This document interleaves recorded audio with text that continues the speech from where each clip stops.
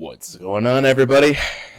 We're going to play the Japanese only release of the Silent Hill play novel. This is a beta release that was kind of discontinued early in production. And this was a fan English remix or remastering of the game in its own Unity engine of sorts. Ooh, I didn't know it had audio. Man, it's bizarre. But yeah, we're moving into the holiday season of Halloween's. Gotta wean those hallows. And I thought it would be a good and cool, interesting thing to marathon tonight. I've been away for a while. I haven't really produced anything. My computer was, well, we'll say it was having issues. But I've already gone over that. Not getting my Twitch bot to activate, so I'm going to do it by hand. We are live today on Twitch and Facebook. So, sadly, we got an annoying cursor on screen. I could try to disable capture cursor. I can. Ooh. No, that's it. That's all we get. All right. It's not really a big surprise considering. So let's play as Harry. These have multiple endings, guys. It's been a while since I've taken a vacation. I am driving my Jeep, heading towards the quiet resort town of Silent Hill. The sound of the engine reverberates in the darkness. Due to some slight car trouble earlier, it has become this late.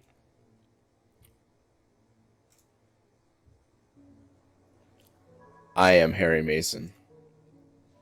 I am a run-of-the-mill writer. Her eyes closed, Cheryl sleeps peacefully in the passenger seat. Cheryl is my daughter. She is cheerful and lively, and the occasional carefree smile make me feel happy. So yes, we're going to have some poor translations if you didn't already assume that. I didn't trust that. I don't have very many relationships with people because of what I do for a living. So Cheryl's existence has become irreplaceable to me. Cheryl was very much looking forward to this trip. Although paved, this is still very much a mountain road. At this hour, there is little reason for any other drivers to be about. I push in the accelerator. There is no light off in the darkness. I could depend only on my headlights. The light reflects off the rear view mirror. It's a motorcycle. There is a motorcycle headed toward the same destination as we are at a terrific speed at this late hour. The roar of the motorcycle effortlessly passes by the side of my Jeep. The seal of the police. Perhaps there has been an accident or something. But I don't recall hearing about an accident or anything on the radio. Cheryl is sleeping. A child should not be awake at this hour. I wonder if she was dreaming about something. Tomorrow I have planned to take her to the amusement park. Maybe she is dreaming about riding the merry-go-round. I glance over at Cheryl's sleeping face and then return my eyes forward. The lightened area of the road almost appears to be bleached out from the darkness as it moves towards me. Huh. Something enters my field of view. It's the motorcycle from just before. is lying on its side on the shoulder of the road. No doubt about it, it's the same motorcycle that just passed me. There's no sign of the driver. It looks like the driver smashed into the surface of the rocks by the side of the road while trying to avoid some kind of obstacle, and thus that part of the motorcycle has been destroyed. I carefully check the way in which my vehicle is headed. However, I don't see anything that could be an obstacle to my advance in the area illuminated by the headlights. A strange atmosphere creeps in around me. The radio reception begins to become erratic.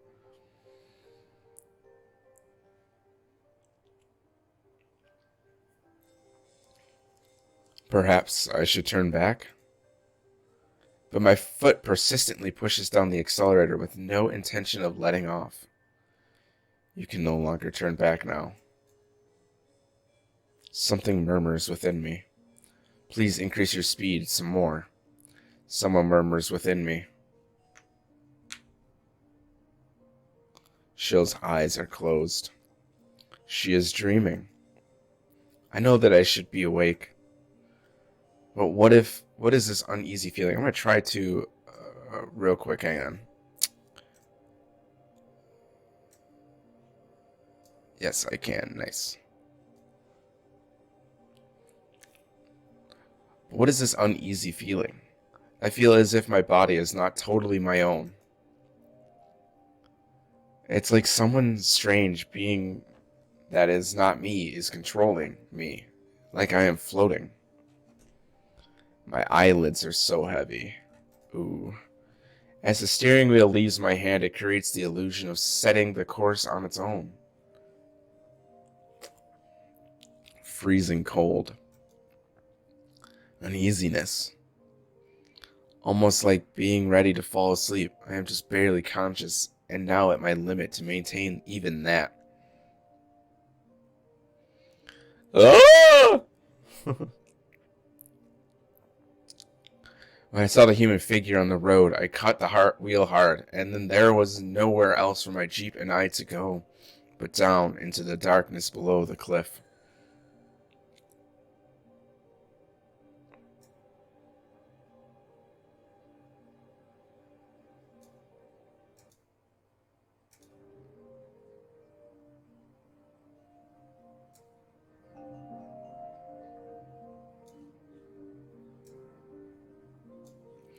The silence pierces my ears.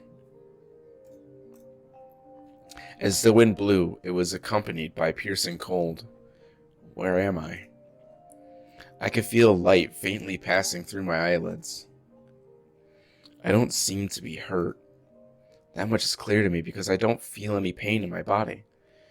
No, perhaps I've suffered an injury that doesn't cause any pain? Like stomach. You actually can have internal damage on your torso and not feel pain. I slowly try to open my heavy eyelids.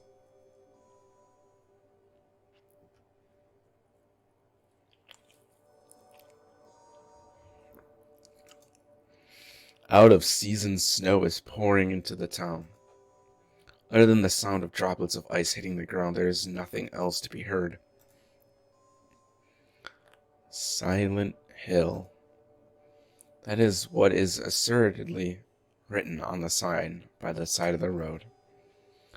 Without realizing it, Cheryl and I have reached our destination.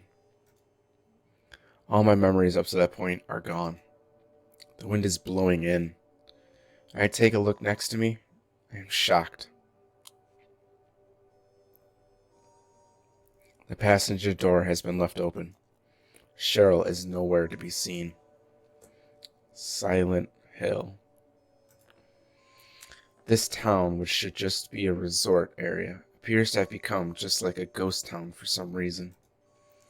Or maybe it was waiting for us to arrive, or perhaps the town just nestled up to us.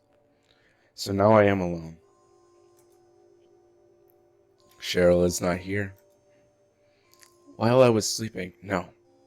While I was knocked out, Cheryl opened the passenger door and stepped out alone into this? tourist spot that is ruled by an unsettling silence. And then she left me to head somewhere. Excuse me. I tightly closed my jacket around my neck and set off on foot in search of Cheryl. Yeah, it really looks tightly around your neck with your V-neck there, bud. I wonder what in the world happened here. Nothing makes any sense. The silence, the out-of-season snow, and strangest of all, the entire town is wrapped in a thick fog. Ooh. We have decisions to make? I thought we were just being narrated. I went with A. I begin to run. Only the sound of my footsteps echo in the surroundings. Just where in the world has Cheryl gone? Did someone lead her away? Various concerns run through my mind.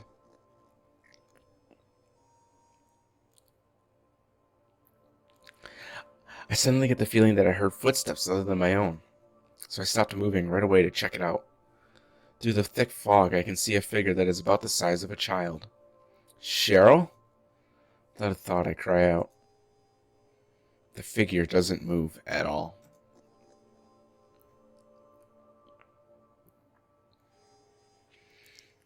Then why did you put foot... Okay. At the moment I begin to move slowly towards the figure, it starts to run. I fiercely chase after the figure.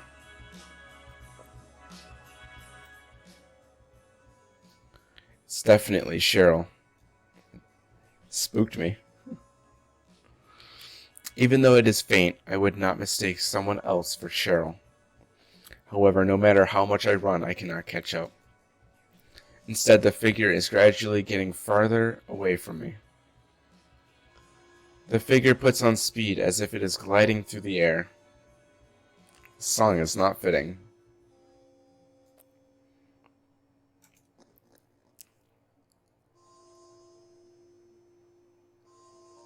The figure appears to be absorbed by the fog as it begins to disappear. In order not to lose it, I run with all my strength while keeping my vision centered on the figure. I then notice that I have come to an alley surrounded by buildings.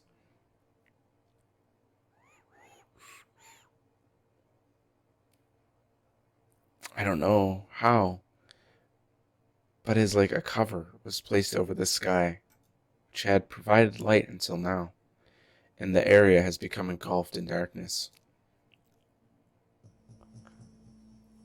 From the darkness, I can hear multiple footsteps coming this way.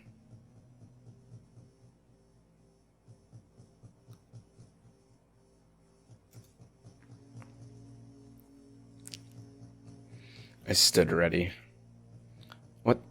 What are they? With beast-like rage, they have closed in right where I am. Oh, boy. Ah! And then my vitality is sucked away by these strangely shaped monsters until I finally lose consciousness.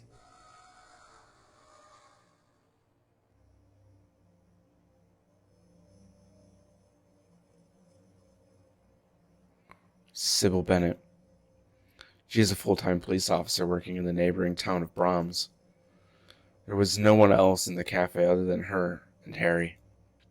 She took a seat at the counter and waited for Harry to awaken. Ooh. A little precursor we just got, I guess, a little bit. I suddenly awoke. Where is this place? Why am I here? Was I brought here by someone? There is no boundary between dream and reality, only confusion. As I lay on the bench seat in the cafe, my eyes slowly begin to focus. The woman sitting at the counter stands and folds her arms. She walks over and looks down at me. We're getting some dating sim. Ooh, boy. She is wearing a police uniform. Thanks. The woman smiles a little bit, and she appears to be relieved that I have regained consciousness. It looks like you have come around. Who are you? I tried talking with the unfamiliar woman. I'm Sybil. Sybil Bennett.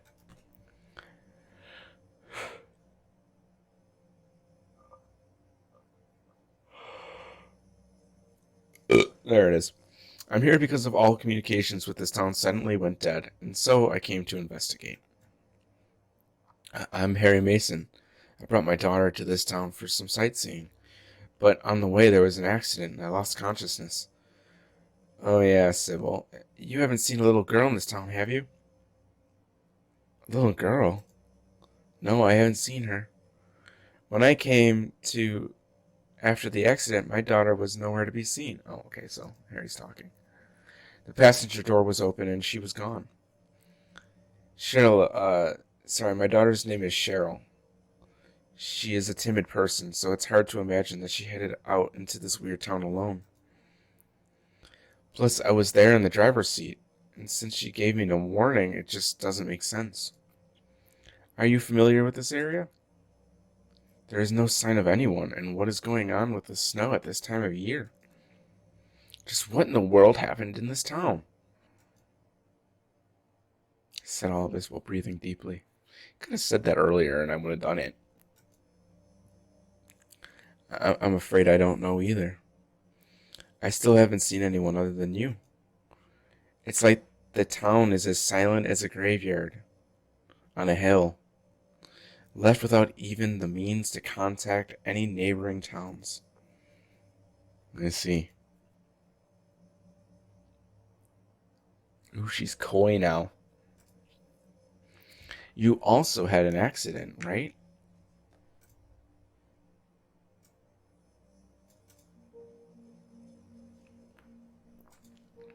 Oop, clicked on the wrong thing. I thought it was a good idea to head to the police station in this town alone on my motorcycle, but I guess I was going a little too fast. A girl suddenly jumped out into the road. Alessa? I'm pretty sure it was a girl. I almost hit her. I cut the handlebars hard in order to avoid her. After that, I can barely remember anything. When I came to, I was lying in the streets in front of this cafe. So naturally, I came in to get out of the snow. And then I found you sleeping there. I was having some kind of terrible dream. As for if I made it here on my own, I don't remember at all. Just what in the world happened in this town? What is going on with everything? Well, this situation is definitely strange. I will head back to Brahms for reinforcements and then return here. How about you? Sybil stood and affixed her collar with resolute fortitude. I've got to look for Cheryl. There's no way I can just leave her here alone.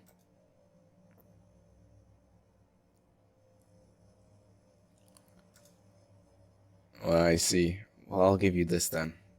You never know what might happen under these circumstances. If you feel threatened, then pull the trigger without hesitating.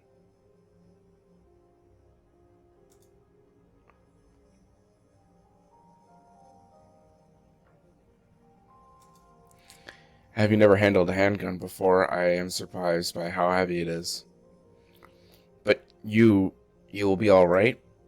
I'm not like the average girls around here. I have undergone proper training.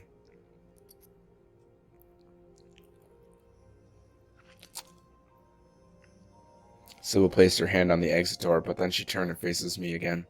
Harry, don't go shooting me by mistake or anything. I haven't had training on how to stop bullets. She smiled after saying this and then disappeared into the thick fog. Mama thickums.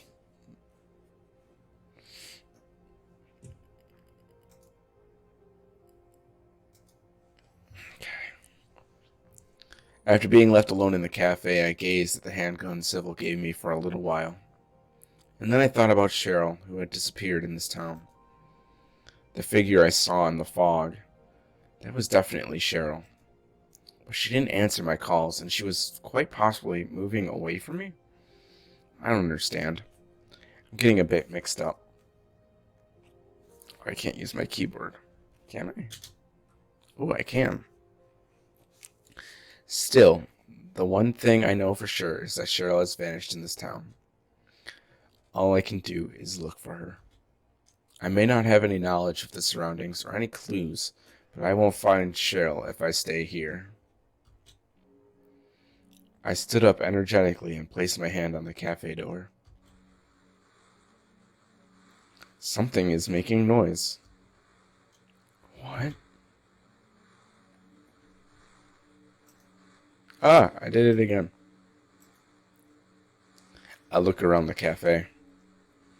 I walk in the direction the noise is coming from. And then I pick up the source of the noise. Radio.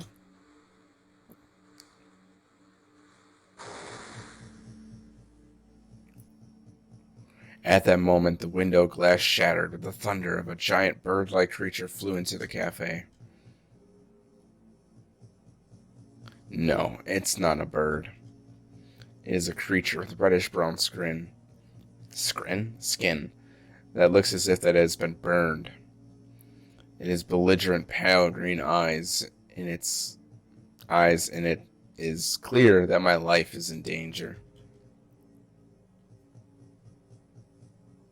Let's go with C.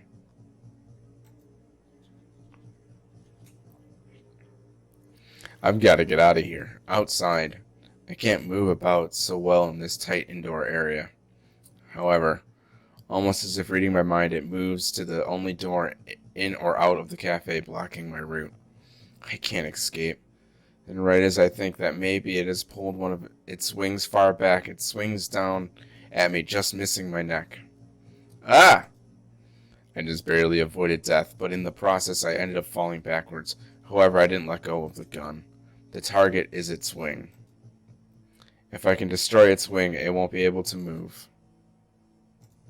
Then I can finish it at my leisure. Ooh. Right in the groin. What's with my channel and people being shot in the wiener? Oh, look at that. That's cool. That's cool. My one shot hits its wing, blasting a hole in it. The creature loses altitude as it falls to the floor. I can't afford to waste bullets. I crush it with the thick sole of my shoe many times. As its strange cries die out, a dark red stain spreads out on the floor. What the hell? This is not a dream. What's happening to this place? Only the sound of my fist hitting the table echoes in the cafe. At my feet, the still warm corpse of the creature lies in the center of a pool of oddly colored liquid. After leaving the cafe, I decided to first head towards that alley from before. Black figures fly about in the heavens as if searching for prey. I then come to realize a constant. The static on the radio changes based on their movements. The closer the monsters come to me, the louder the static gets. My sight is hindered by the fog, and on top of that, the weather is so bad that snow is falling. So this is extremely important information. Yes, we know, you've reiterated it several times. I run through the snow that appears to have no intention of stopping. Increasing my speed each time the static comes on the radio, I proceed into the fog. Following the thin thread of my memory, I finally arrive at the alley from before. The evil atmosphere has dissipated, and the light pours in along with the snow from in between the buildings.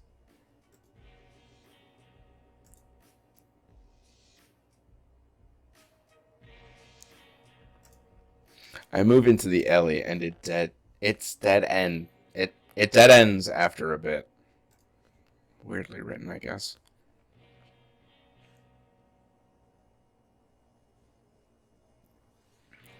At the end of the alley, I see a familiar sketchbook that appears to have been thrown away. The likeness of me that Cheryl drew is on the cover of the sketchbook. This is definitely Cheryl's. That's the likeness of you. Oh, yeah, I remember this in the game. To school. I try opening it. Inside, the following is written in red ink. To school.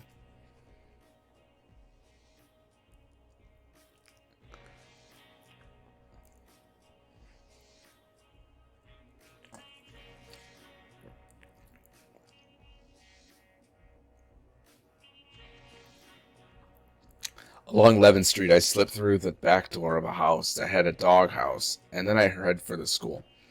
Now, in the game, the dog house, you have to get the key and slip through the building to get through it, and then you go through the back door, if I remember correctly.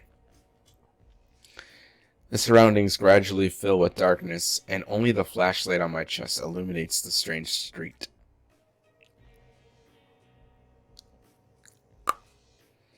I pass through the entrance to the elementary school grounds. When I open the door that leads into the school building, I see that even more darkness is waiting for me inside. It is possible that Cheryl scribbled those letters to school. I can't be sure whether Cheryl is here or not. It's just that I haven't a clue other than that sketchbook. A guide map of the school has been tacked up to the side wall of the entrance with a rusted thumbtack. Hi, Altesian. After removing the map from the wall, I place it in my pocket and push open the heavy door that leads into the interior of the school building.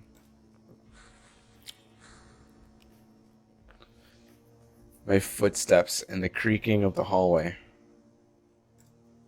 They sound like screams as their reverberations rock my eardrum. I have been walking carefully, step by step, but without realizing it, I had began to run. There is no sign of anyone.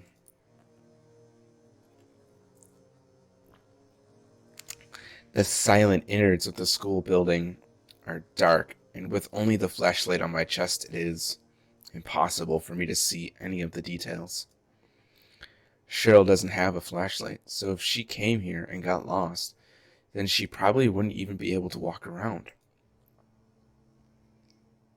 Because putting your hand on the wall and following the wall is so complicated. Since I have my flashlight turned on, she should be able to notice me easily. At least I have that modest hope. I then notice that I have come to the entrance to the music room. I place my hands on the heavy door. When I open the door, I see that the inside of the room is large and there is a grand piano placed in its center. As I sit on the chair of the piano, I am shocked. The seat is still warm, as if someone had been sitting here just a few minutes before. Cheryl's smile runs through the back of my mind. Cheryl often played the cheap upright piano in our home. It had become nice background music when I was working. Perhaps Cheryl had come to the music room?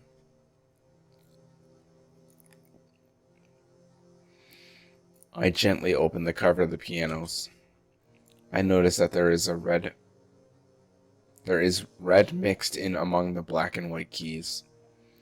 I try touching the liquid. It has a lukewarm feel. It is still holding heat. It is definitely blood. My heart pounds in my chest like an alarm bell. The large amount of blood spilled on the keys. If this is Cheryl's blood, then she may no longer be alive.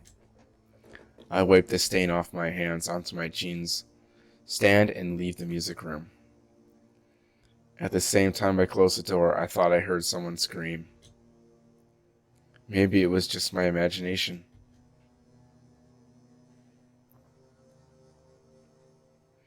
I walked down the hallway. The sleety mixture of snow pounds hard against the windows facing the courtyard. I take a look through a window down at the dark courtyard. The not-so-large courtyard is dotted with areas in which withered plants are growing. In addition to that, an old clock tower is faintly visible. From here, I cannot determine what time the clock is pointing to.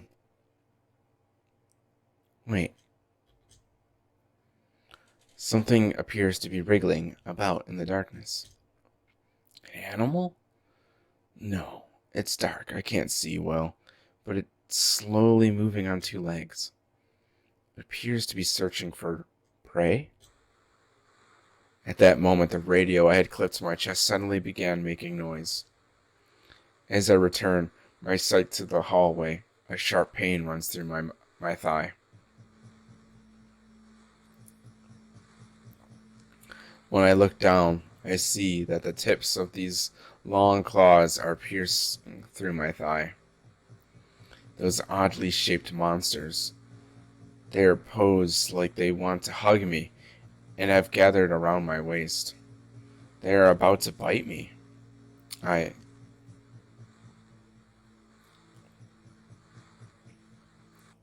readied the handgun and fired.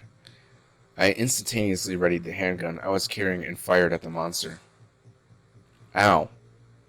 I hit it, but its long claws dug deeper into my thigh, widening the wound. With my right hand, I push on its head and with force and knock it away. It then totters and falls on its face. That was when I noticed I had been completely surrounded by those monsters. I readied the gun. I fixed my aim on their head and pulled the trigger with my trembling index finger. I continue to shoot as one of them appears. The smoke from the gunpowder began to fill the air around me, so I placed one hand over my mouth.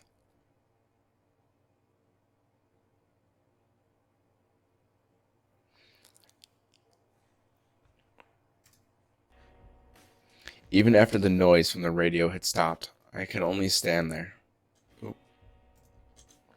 paralyzed in utter amazement among their corpses. Is Cheryl all right? She shouldn't have been carrying anything that could have be used as a weapon.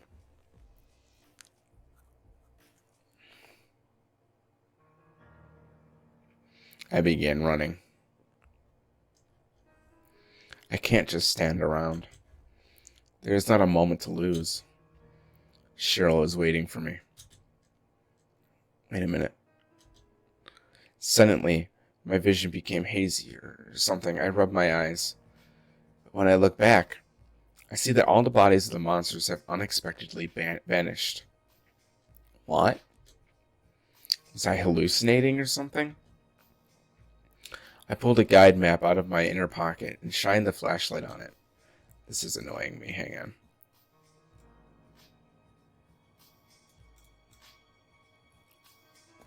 Okay, that's better. My feet naturally began to take me there.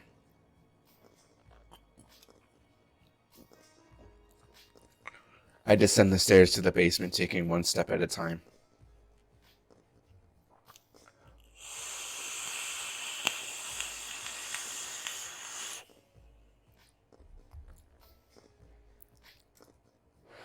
A school building without light. As I move forward, I am beset on all sides by absolute darkness. As I head towards new fear and new enemies, my feet have no intention of stopping their advance. Why is this not...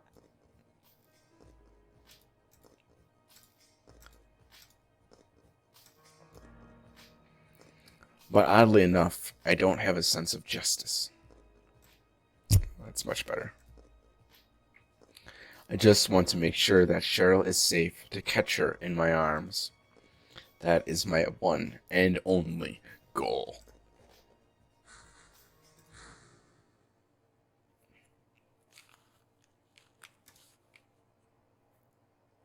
The boiler is not running.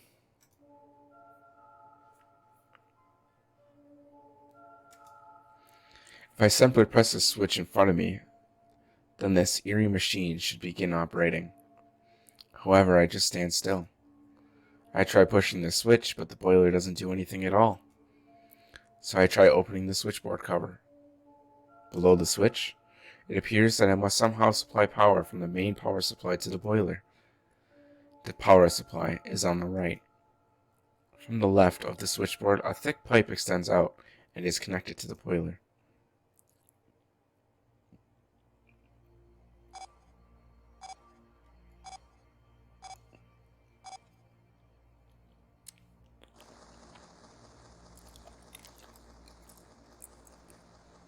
Could have given me a puzzle, but okay. Got it. I have an instinctive feeling that by pushing this switch that something outrageous may happen. Although at the same time, I also notice my daughter Cheryl's scream run through my heart, like a sense of duty that makes me feel that I must push the switch. I slowly push the switch in. The entire school building shudders as if it were a giant ship. The entire elementary school building appears as if it had been swallowed by Cheryl's heart. And she stands alone in the darkness. I understand that I must do something to the courtyard. And darkness softly whispers to me. Well, the light from my computer makes it look like I have rosacea. See, it's reflecting. The clock tower looks to be tall enough to reach the third floor of the school.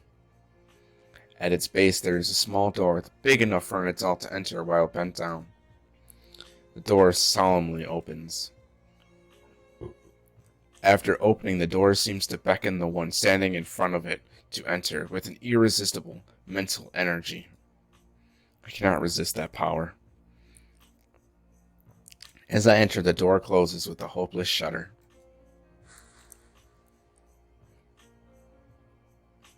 Inside the clock tower, a physiological, loathsome stench hung in the air. However, the smile of my beloved daughter in my heart lessens my uneasiness and lets me forget my fear, if even for only a moment.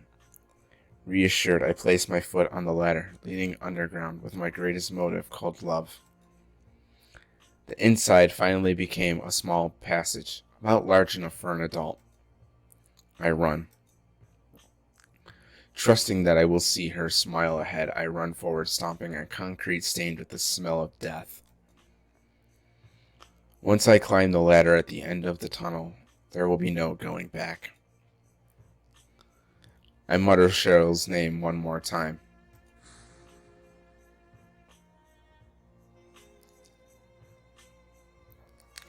The depressing sound of the door closing echoes through the courtyard. Where am I? A raw, warm breeze brushes past my cheeks. The view lets me know that this is like a completely different world from the school I was just in. Once again, I think, where am I?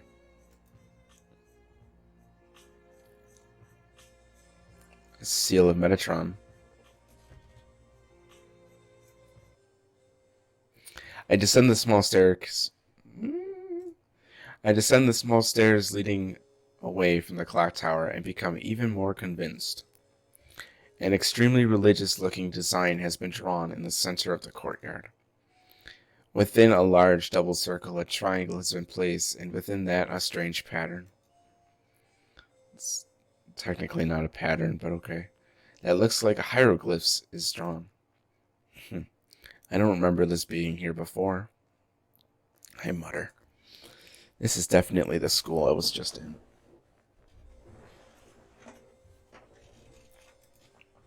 The placement of the trees and the construction of the building. However, an overpowering feeling of nausea rises up throughout my body. A revolting, horrible smell, like that of the stench of cutting into rotten meat, thickly wafts through the air and is nearly visible to the eye. I again begin to run. I can no longer bear to stay in this spot. By the time I place my hands on the door that leads inside the building, school building. I no longer had the strength left to tell how long I was running. Maybe it was only for an instant.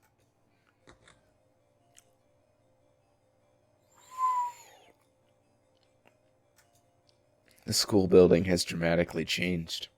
The metal grate floors, blood-covered walls, corpse-like puppets hanging everywhere. It's like a nightmarish scene in which everything is isolated from the real world. In spite of that, I run. I am searching for Cheryl. The unpleasant metallic sounds of my footsteps resonate through the inside of the school.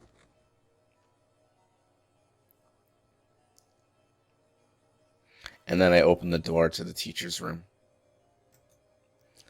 Perhaps the door is not installed correctly.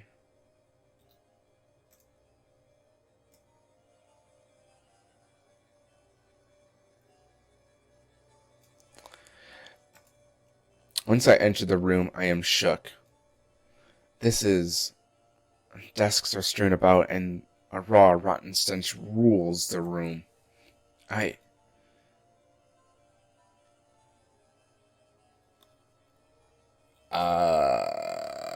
Call home.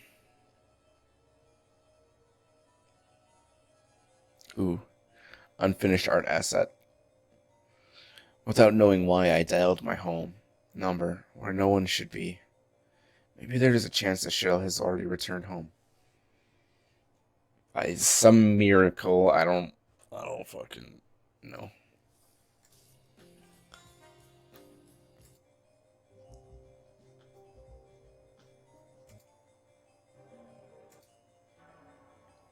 I like this one. With slight hope, the phone is ringing. The mechanical electrical sound repeats over and over. Then all of a sudden it stopped. Hello? The voice of a man I do not know escapes from the receiver. Hello, who is this? From the receiver I hear a gasp. The phone went dead. I stood bewildered for a bit, with the receiver pressed against my ear. There is a man in my house where no one should be? A man I don't know? I gently hung up the receiver, and for a bit I am captivated by that blue fell. I began to leave the room. It's me. My heart rapidly contracts. The mechanical bell sounds echoes through the room. I nervously approach the telephone and once again pick up the receiver. Daddy, help me. It's Cheryl. There is no mistaking it. I firmly press the receiver against my ear. Daddy, where are you? Cheryl? Is this Cheryl? At that moment, Cheryl's voice is replaced with a busy signal. I knew it. I think. Cheryl is here. I knows the phone number to this random phone. Being located in the residential area, many children probably come to this school. The interior of the elementary school is larger than I imagined. Including classrooms, there are a lot of rooms, so locating Cheryl will be extremely difficult. If Cheryl wasn't brought here by someone, instead came here of her own volition, then perhaps she might be in that one room.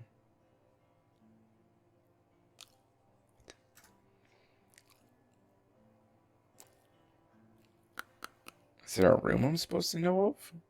I spin around, run to the stairs at the end of the hall, and then sprint up them.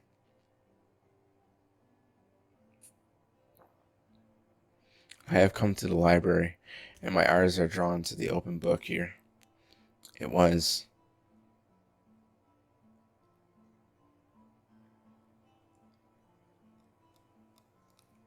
I don't remember.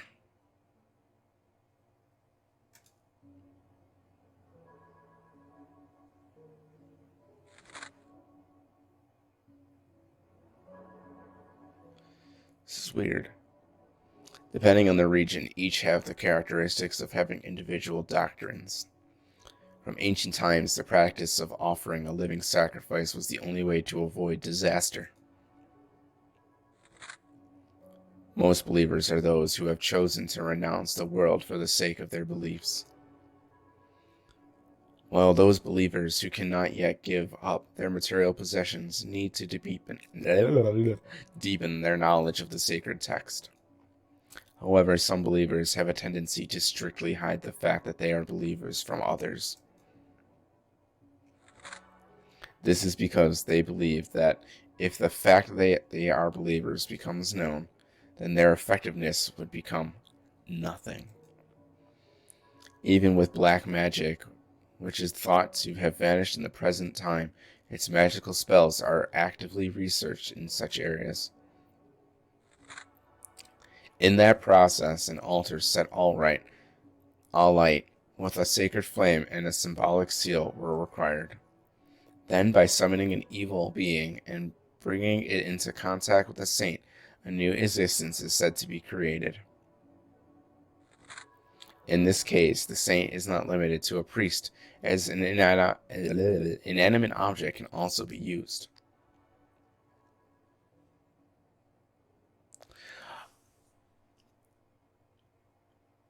Now,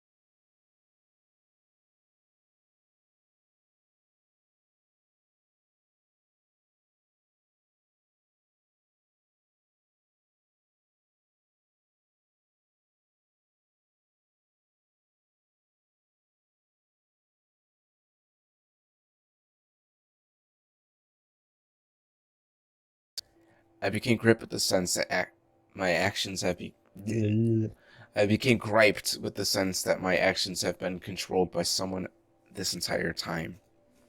Coming to the library, seeing that specific page in that open book, even whatever it is that I must do now, it is a decision that is out of my hands. Everything that has happened has been in someone's hands. I have gradually come to understand this. Even still, I probably cannot determine my own course. I accept the directions of the unseen one to whom I must obey. In order to find Cheryl, there is no other alternative. I now know where it is I need to go. As I journey there, I walk firmly, stepping forward one step at a time. I descend a staircase from which uncomfortably warm air flows and find an elevator at its base that invites me to descend even further as its doors slowly open. Once I enter, its doors close, and in the next moment, with a rusty clunk sound, the elevator begins to descend at a high rate of speed. Just how far down is it going? All I can do is go with the flow. Gradually, the elevator and I are enveloped in hot, humid air. The elevator stops and I step off as its doors open. Beyond, a short passage, a dazzling light emitted from a small room which has been waiting for my arrival. In the center, the fire of hell burned, and everything made it look like this room is meant for prayer. And then it was there. It's slowly moving around the enormous sconce from which flames and ash rose. The lizard looks to have suddenly mutated. Its outer shell is mucus membrane type. It just stares at me with surprisingly comfortable speed. It looks for a chance to attack. Here. I fire the gun at its large body. Smoke and powder emit from my handgun. I am certain that I hit it. However, those armor-like scales more than fulfill their purpose. This isn't effective at all. This is no good. I need to make my bullets hit somewhere softer. At that moment, a part of my memory was suddenly awakened. Defiantly, in the library. I remember. That book I just picked up not too long ago. Its contents run about in my head. While paying very close attention to the movement of my opponent, I recall its passages. Even with black magic, which is thought to have vanished in present times, its magical spells are actively researched in such areas. In that process, an altar set alight with sacred flame and a symbolic seal were required. Then, by summoning an evil being and bringing it to contact with a saint, a new existence is said to be able to be created. In this case, the saint is not limited to a priest, as an inanimate object can also be used. The monster in front of me was possibly summoned by a descendant from black magic. However, that literature did not contain any information that would help me right now. I am in danger. When I returned to my senses, its wide open mouth was right in front of me, open in a way that suggested that it planned to swallow me whole. It's too late. I was caught in its mouth, easily lifted, then crushed by its teeth as I fell inside.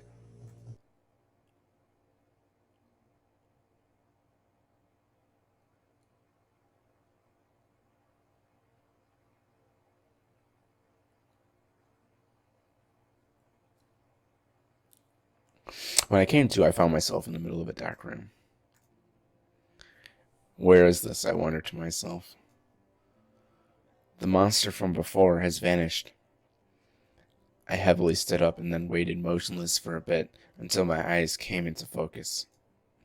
Somehow, this looks to be the boiler room. It's oddly quiet. Maybe I was dreaming. My very exhausted body seems to have also recovered somehow. The low hum of the boiler strangely calms my nerves. And then I sense the presence of a person and I shift my gaze.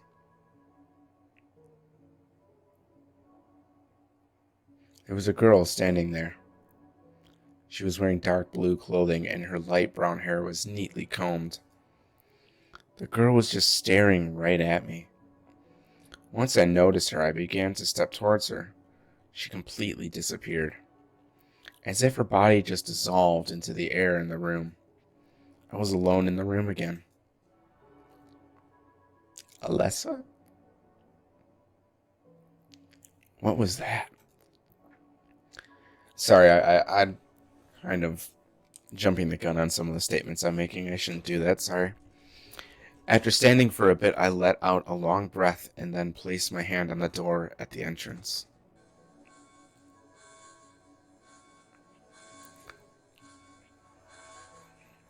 Sunlight is shining into the hall of the school. As usual, the snow is still outside, but I am griped with a strange feeling. I'm really gripped, I know. As if cancerous cells had just been removed from me.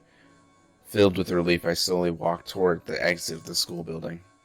And then I learn that Cheryl is not here. And the loud sound of the church bells that seem to call out to me. Very loud. I begin to run towards the church on the road, half covered in mud. Snow falls above my head, some of which frees my hair as chilly air flows by. When I reach the church, I pushed open the heavy door without hesitation.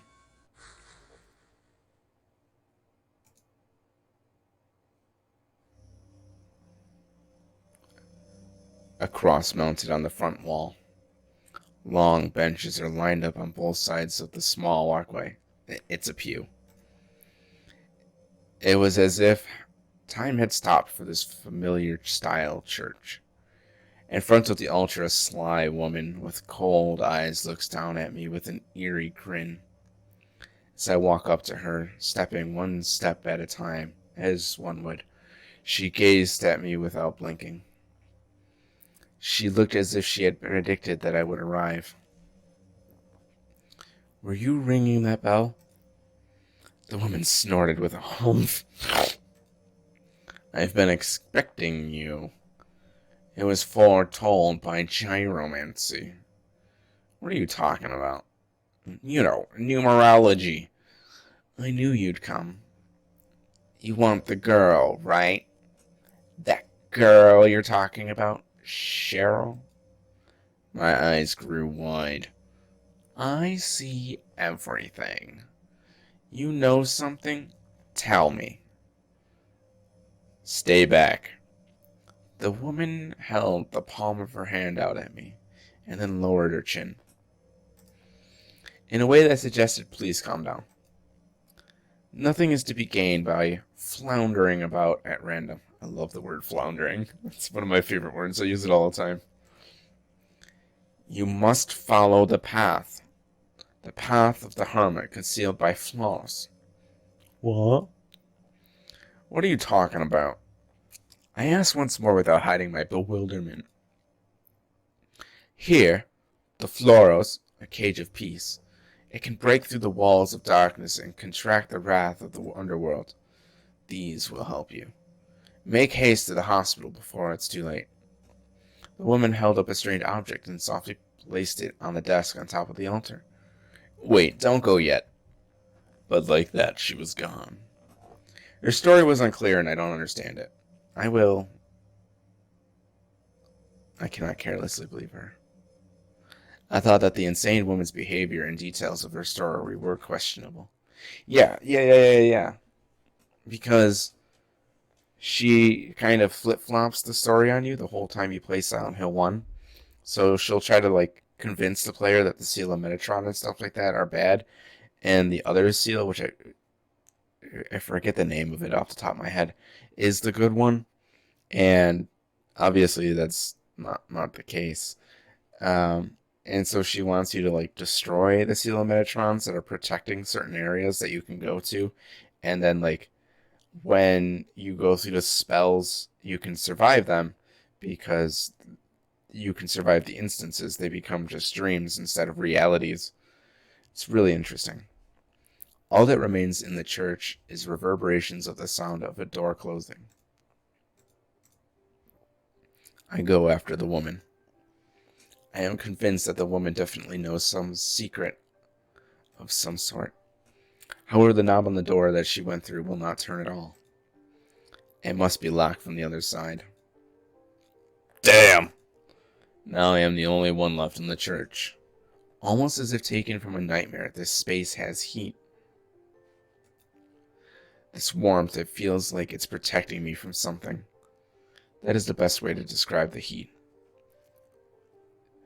I move away from the door and begin walking to the altar that woman was at. The object that the woman was holding up has been placed there.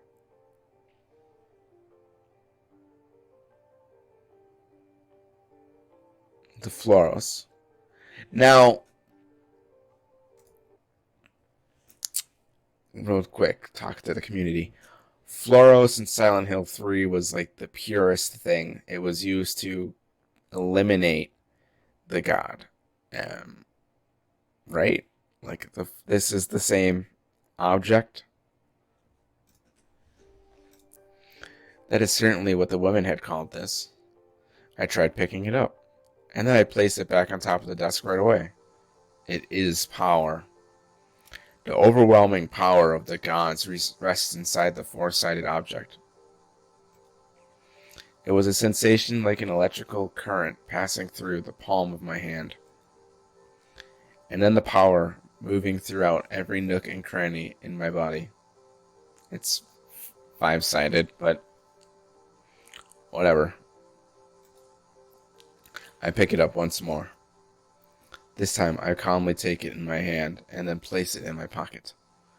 For some reason I am convinced that this object will help me find Cheryl.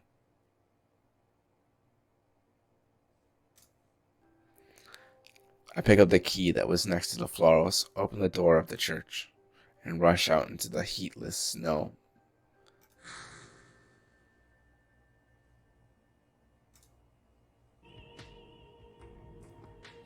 Hospital? That woman certainly said something about one. El Camila Hospital. Real quick, there's a mod for Silent Hill 2 called El Camila Hospital, or El Camila. If anybody has any idea of how to get that to work, please let me know, because I have Silent Hill 2 for PC, but I don't have the Steam version. I have the disc version installed. And I don't have a complete disc collection, so I have to use a CD crack. It's super annoying, and I really want to play it. So join the Discord below and let me know. If anybody has a working copy of the El Camila mod that you can package and put on Mediafire and send me, I would also really appreciate that, because I cannot get it to work. And back to the game. The only hospital I could find on the map was that one. I could see my breath as I exhaled while I headed towards the entertainment district. The bridge to the entertainment district had been raised up so the boats can pass by it in the river below. In other words, it is split in the middle and is fixed in a raised position that makes it look like a Japanese katakana character. It's pretty specific. I don't know if everybody knows what a katakana looks like, so it's just like an L, I guess, with like things underneath it. I entered the nearby drawbridge control room, placed the key I was holding into the control panel, and forcefully turned it to the right. While emitting a sound like an old woman laughing, the bridge finally begins to lower, inviting me to the entertainment district. Ooh, this is my favorite song. After crossing the bridge, I shudder. The temperature is gradually declining. Or maybe it was just a result of the thing inside me that produces nervousness and fear. The pituitary gland. On this wide road, there is not a single motorcycle running. I am running right down the center of it. If I continue forward, El Camila Hospital should be on the right. El Camila Hospital. An old building appears in the thick fog. On the signboard, El Camila appears in faded letters. Its eeriness caused me to hesitate for an instant, but in the next moment, I placed my hand on the cold gate. I opened the heavy hospital gate, and then opened the door directly to my right that has entrance written upon it. Inside of the hospital is wrapped in silence. To the left there is a reception area and various papers are neatly placed on a shelf. Waiting benches are lined up along the back of this hall, and a television is pointed at them. I did not feel the presence of any patients or even any people. Only faint light pours in through the windows from the cloudy sky. The hall is filled with a trace scent of alcohol which penetrates my nose. I begin walking. After passing through the waiting room, I reach a long corridor. I open the door marked Examination Room.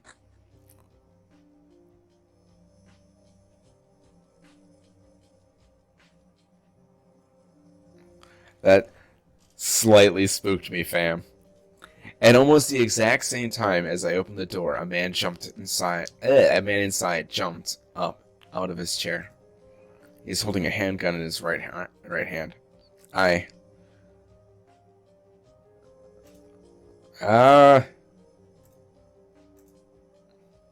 Wait. I held my right hand out, trying to stop the man. Hold it, stop. Don't shoot. I'm not here to fight. The man calms down and lowers his right arm. My name is Harry Mason. I'm in town on vacation. I said all this without pausing, and then the man took a deep breath and began to speak. Thank God, another human being. Do you work here? I was truly relieved. Silent Hill, which has become a habitat for strange monsters, those words showed his candid questioning of the situation. I am Dr. Michael Kaufman. I work at this hospital. So maybe you can tell me what is going on. That man who calls himself Kaufman once again stirs in the chair he is sitting in. I really can't say. I was taking a nap in the staff room. When I woke up, it was like this. Wait.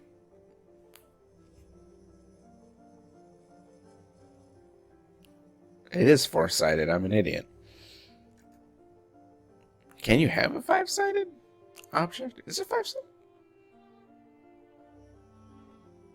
Everyone seems to have disappeared. And it's snowing out this time of year.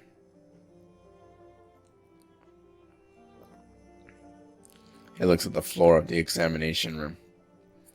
There on the floor, the corpse of a still warm monster lay on its side. Something's gone seriously wrong. Did you see these monsters? Have you seen such aberrations? Have you ever heard of such things?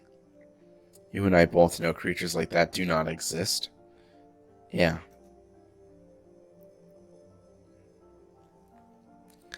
And then I turned to face him as I realized something. My border was not aligned correctly because I'm an awful streamer. And then I turned to face him as I realized something. Have you seen a little girl anywhere? I'm looking for my daughter. She's only 7, short black hair. She's missing. I'm sorry. But with all these monsters around, I highly doubt that she's... Sorry, I didn't mean to alarm you. Your wife, she's here with you? She died 4 years ago. Now it's just me and my daughter. I see. I'm sorry. Well, I better be going. I can't just sit around here doing nothing. So long. Good luck out there. Why don't you team up? Why don't you team up? The examination room door shuts powerlessly. Dr. Michael Kaufman. Oddly enough, I have completely memorized that name. I haven't. Huh. I suddenly noticed that there is something on the floor that looks like a white scrap of paper. What's this? I pick it up. Letters have been disorderly scribbled on it. Arrival tomorrow morning. Be prepared. What is this?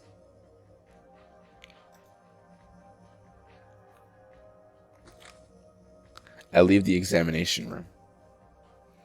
Kaufman is nowhere to be found. I begin to run. I pass through the medicine room and reach a planked floored corridor that silently extends in an L shape.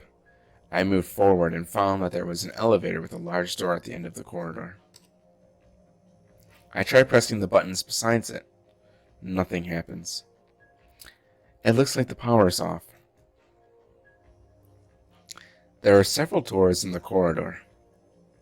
I began opening each one in the order. I opened the door marked meeting room, head inside, and closed the door behind me. A large table rests in the center of this room, and I noticed that there is something glittering on top of it. I grasp the light green key, leave the room, and once again step into the chilly corridor. The next room looks like the next room looks to be the kitchen, which doesn't make any sense because kitchens usually have their own segregated portions of buildings.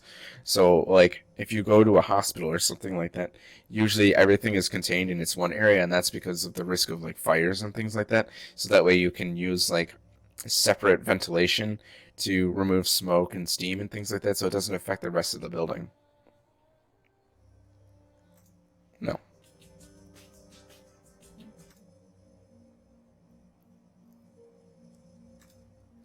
Let's load up. Sorry, family.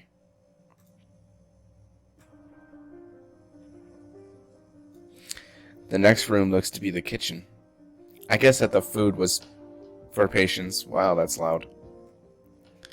It is probably prepared here. Various bronze cooking utensils are neatly arranged in the order of stainless steel countertop. It does not appear that anything terrible important is here. I carefully look through the various cooking utensils. Inside a large pot there is nothing at all. While continuing to search to see if there might be a clue here or not, I notice that on the far wall various objects have been scattered about. I carefully move forward on the wet floor as not to slip. Something is there.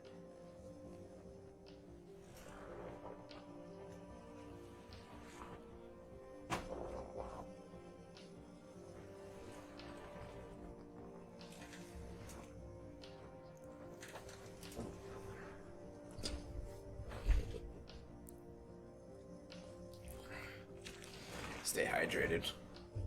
Stay hydrated, fam. I reach out my hand towards the thing in front of me. I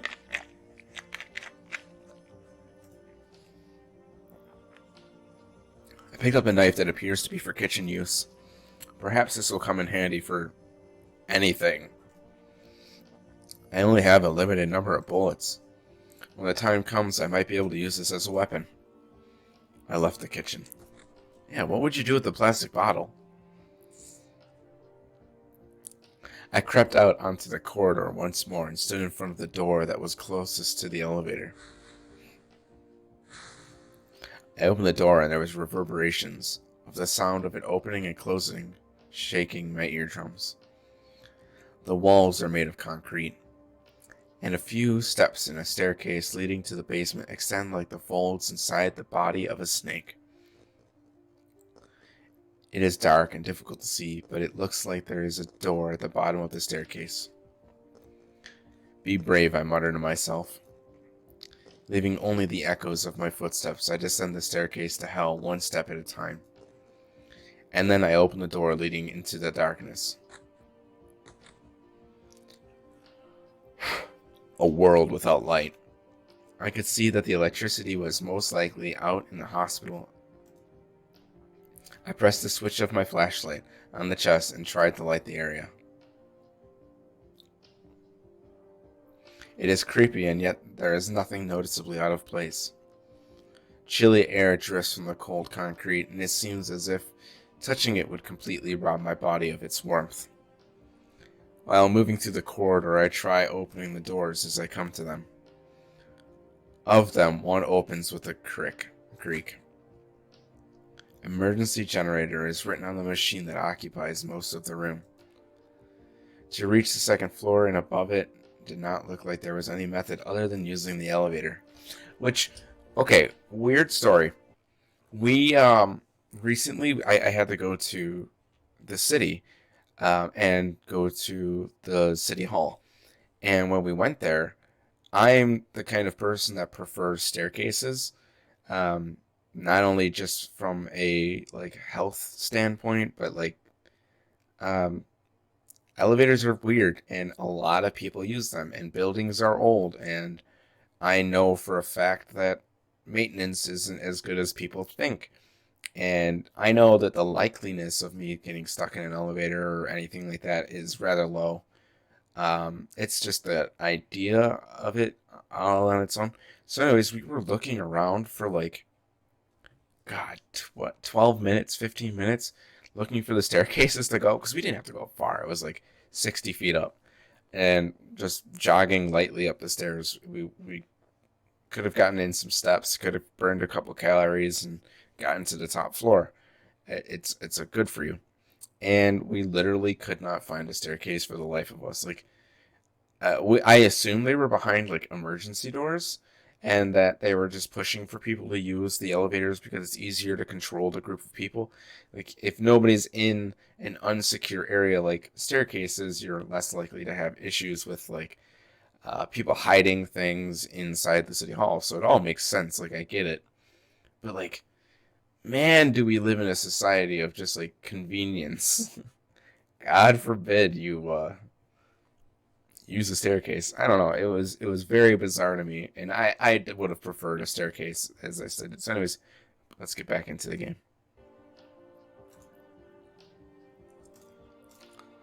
So, without hesitation, I turn the machine on.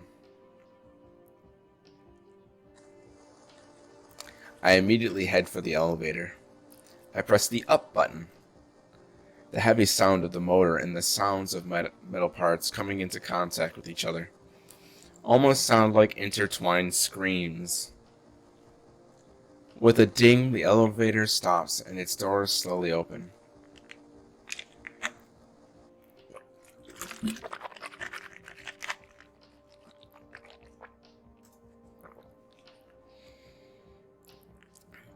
It seems to be big enough to accept 3 hospital beds. That's really big. Because hospital beds, I don't know if you guys don't know this, but I worked in medical for 3+ years now. And I want to continue working in it. Hospital beds aren't like twin mattresses. They're a little bit wider, and they have extra foot room because they're supposed to accommodate, I believe, like up to 6'6" standing, because some people can't move their legs while they're laying down. So if they're laid on their back with their head adjusted upward, and they're laying flat on their back, they could be 6'6". Like, if that person sits, so they have to be longer. So that means not only do you have the room to move in a bed, but this elevator is roughly like 14 feet wide and like 7 feet in length, if not more. That's a huge elevator. That's like a utility elevator for moving foundry items, which are normally like 8 feet by like 12 feet. They're huge. Buttons for each floor are lined up to the right of the elevator. I'm going to stop breaking characters, sorry. They are marked 3, 2, 1, and basement from the top. First, I head to the second floor. However, after I step off the elevator, I find that the door connected to the corridor that leads to the room on this floor is locked. With no alternative, I try heading to the third floor, but I find that it's the same state. Well, what now? I have already tried moving to every floor. With nothing else to do, I re-enter the elevator and then could not believe my eyes. Of the buttons for each floor, 3 was definitely the highest floor just before. In spite of that, a new 4 button has been added. This has to be symbolic for something, right? Like Babylon, maybe? I don't know. Inspiration from Babylon. The elevator doors open with a familiar sound, and I step out onto the 4th floor. Again, I think? A condition extremely similar to that which I encountered after passing through the basement in the clock tower at the elementary school was present right in front of me. Dark red rusted walls, metal grated floors, and a ringing in my ear that seems to creep up from the depths of hell is a menace to my mental state. I open the door in front of me, and a long corridor extends beyond it. I very carefully move forward while keeping my eyes fixed on the wall. Could Cheryl be here? The only way to find out is to search this place. I can hear something in the darkness in front of me.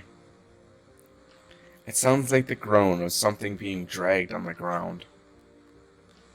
The owner of that groan is slowly closing in on me, but I cannot see what it is for sure with the faint light of my flashlight.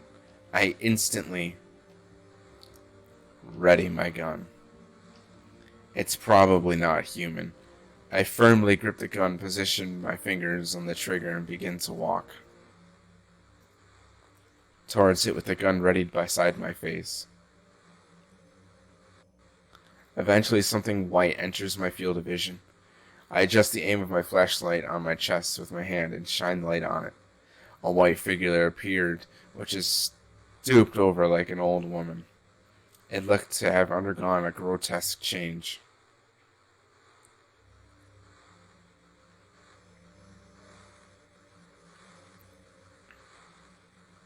Is this the nurse?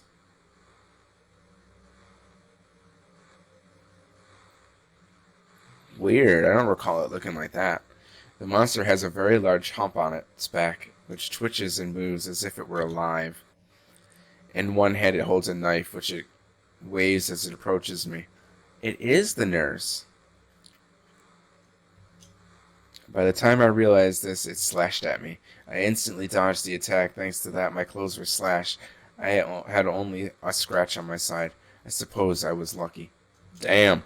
I kicked it in the face with the bottom of my shoe, and it falls on its back. And then it begins to stand for its next attack. I close my left eye and steady my aim. Even after one shot hit, its movement does not change at all. I fire more bullets at it. It is laughing, in a voice great enough to shake the entire world. It laughs as its face twists and distorts. I cannot give up. When the final bullet loaded into my gun hits, it finally stops laughing. This time, it is face down. I began crushing it with my foot. Finally, it completely stops moving.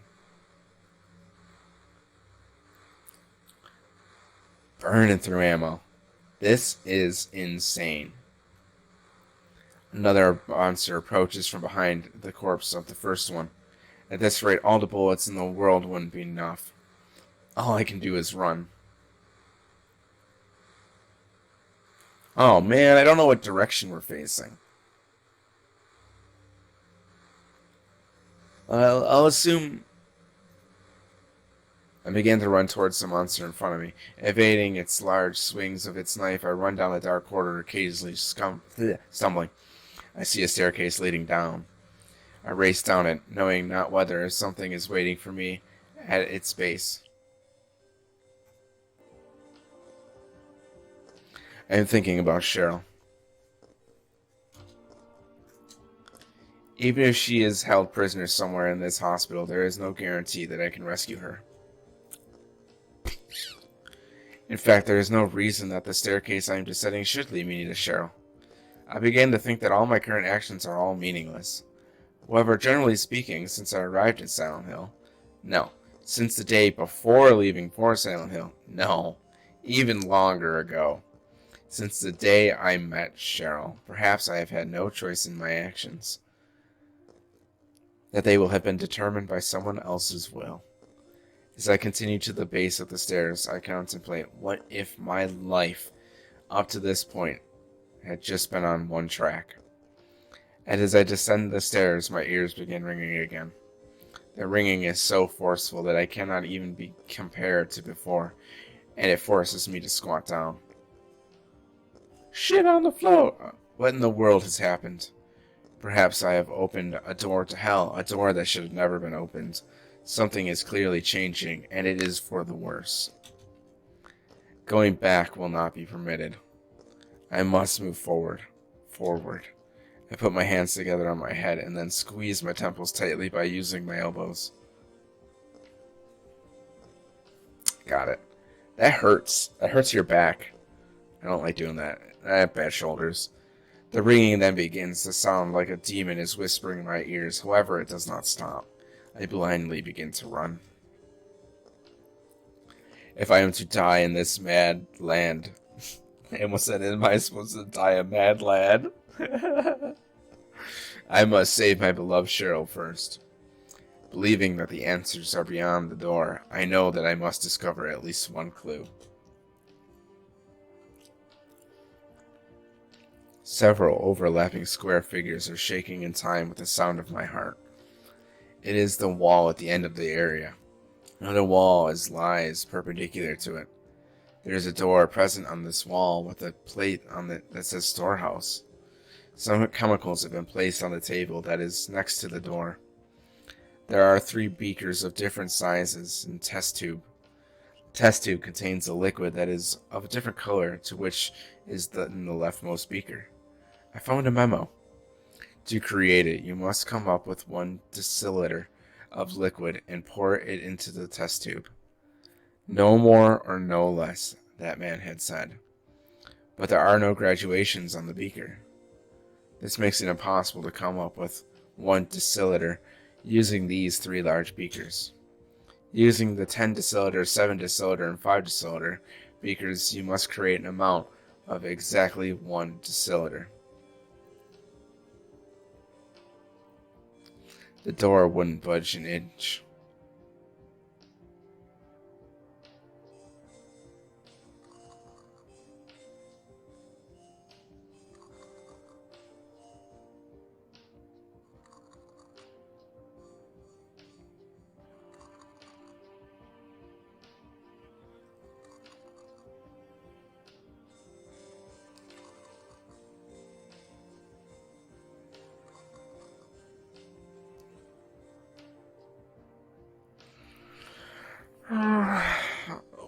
Wasn't there another game that they had a puzzle just like this in and everybody hated it?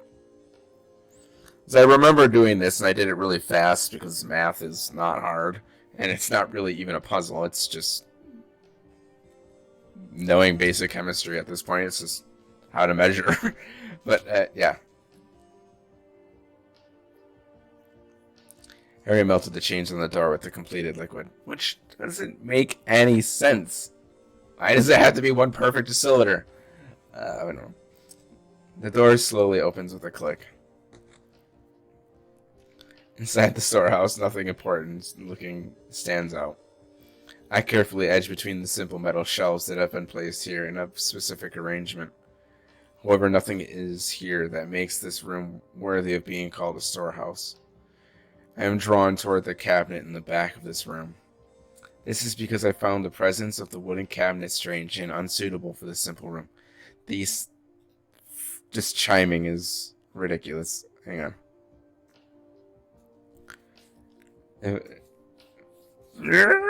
Getting my itchy nose. I approach the cabinet and try to open it. However, it will not budge.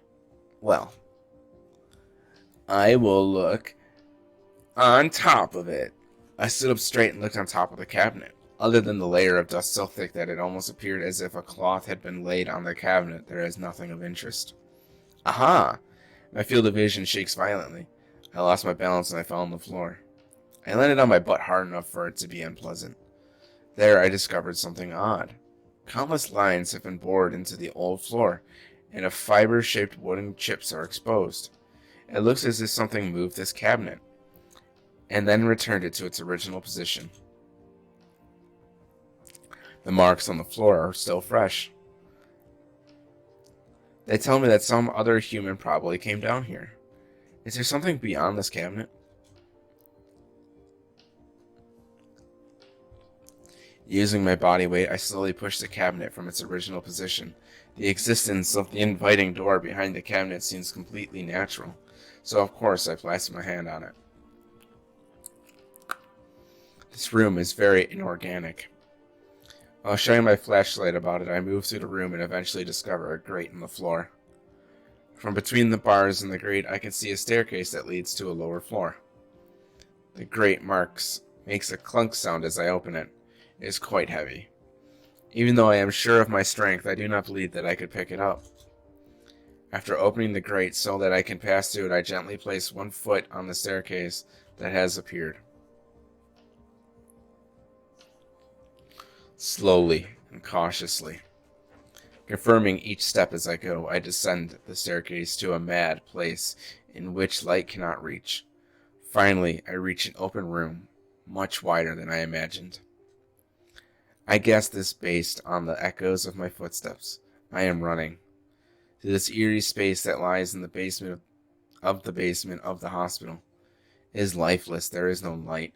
All I can do is run through it. Does this world have an end? Or did it even have a beginning?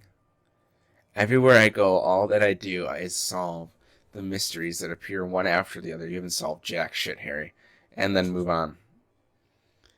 I understand this and expect that the same situation will continue.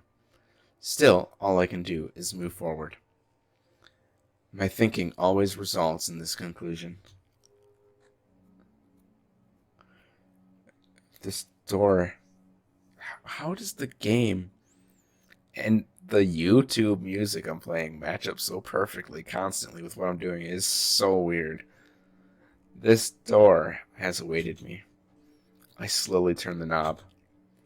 The inside of this room is different from the ones I have encountered up to this point, and I can feel life in here. There are traces and a sense that someone was in this room. Oh, this is the ritual room where Alessa was. Well, that's to be argued. I softly pick up a picture frame that was displayed on the desk. Alessa. That is engraved on the picture frame. I gaze at the picture. It is a face that I think I have seen somewhere. I try to remember where as hard as I can, but in the end, I cannot remember it all. This image of Alessa kind of reminds me of American McGee's Alice. But I am sure that I have met this girl somewhere, and more than just once. A diary has been placed next to the picture frame. I reach out with my hand. I pick up the diary. Oh, yeah, that's a good point. He keeps complaining about his life being dictated, and it's like, it's a video game. We're dictating it. That's kind of funny. Something is written in the diary. Go figure. April 15th. From today, this will be my new diary. Lisa secretly gave it to me as a present. And it means that soon I should be able to take my bandages off. A bird landed on a branch of the tree outside my window. I gazed at it for a bit. Seeing those beautiful colors, I thought again that it must be spring. I wish I could play outside like the other children. It is now afternoon, and they have come again. I pretend to be asleep, and it looks like they did not notice. They talk quietly as not to be heard outside my room. I do not understand the meaning of what they discuss. They never talk in this room, I thought. April 16th. Someone is talking outside my room. It sounds serious, but it doesn't seem to be anything about me. Perhaps it's because he doesn't want to disturb me? Even though the hospital director has not come to see me much lately, I don't like the director very much, so I am honestly quite happy. P.S. By some strange chance, I learned a certain person is coming to visit me. April 17th. Everyone has been in a rush for some reason, since before sunrise this morning. Something about a dead person coming back to life? Does that really happen? It's a frightening story. Because of that, my meal was a little late. The cold soup is disappointing. Suddenly, I remembered him. Maybe he has forgotten me, but I definitely remember him. Lately, I think of him often. I want to see him. It looks like my visitor is coming in the evening on the day after tomorrow. Why didn't you just say 2 days? Isn't that 2 days? That's a confusing way to word it. Before then, just once. April 18th. It is finally tomorrow. Oh my god. The translation. I will not tell anyone about this. If I tell anyone, they will probably strap me to my bed. For what? Before they arrive. The friend they can share my feelings. The only one. I wonder if she will realize this. Oh, is that Cheryl? Tonight I will go to bed early. April 19th. I must get out of here. For the first time in a while, I have worn my favorite pendant. Does it look good on me? Oh, does it have the floros on it? I will write about the results here tomorrow. April 20th. The last page is blank. I place the diary under my arm and prepare to leave the room. However, my eyes once again return to the picture frame that the diary had been placed next to.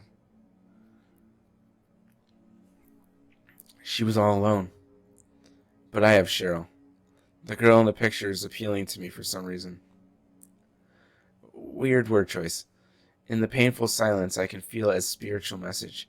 After wavering, I removed the picture from the frame and slid it in my pocket. And then I left the room. Alessa. Just who is she? And why was her picture on display in the deep basement of a hospital? And where was that strange feeling of life that I sensed in that room coming from? I am unable to figure any of that out.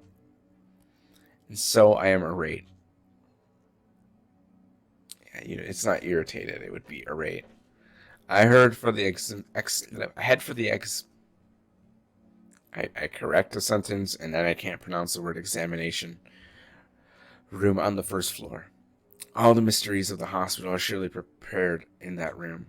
Believing so, I race up the stairs while having difficulty breathing. When I open the door to the examination room, I feel the presence of a person and stop moving. The inside of the room is dark. Someone is here. Who is it?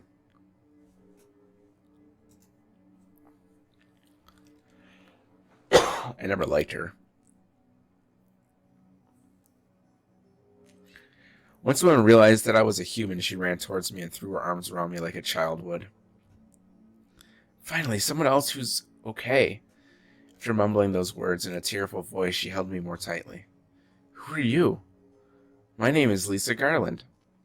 What's yours? Harry Mason. After we changed our simple introductions, I sat in a chair.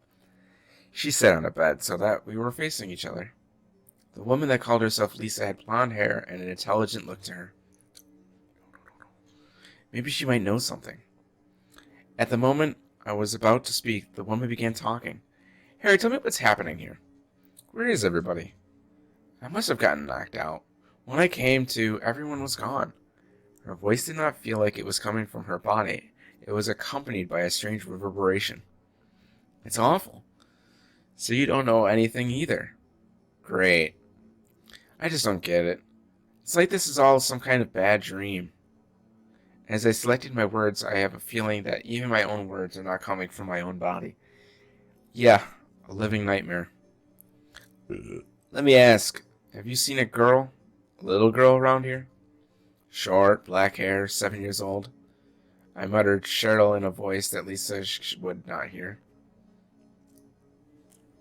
Why are you afraid to say Cheryl's name to Lisa Garland? What? Is she your daughter? Yeah. A 7-year-old girl. I can't say that I have. I was unconscious all this time. I'm sorry.